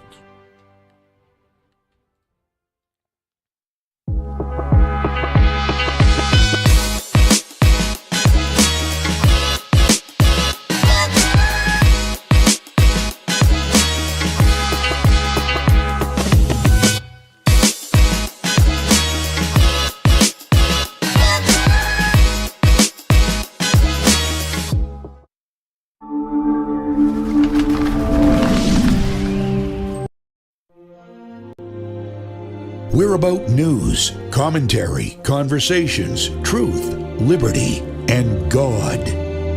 We stand for American values and our flag. We believe that the Constitution is a document that fortifies rights already given to us by our Creator.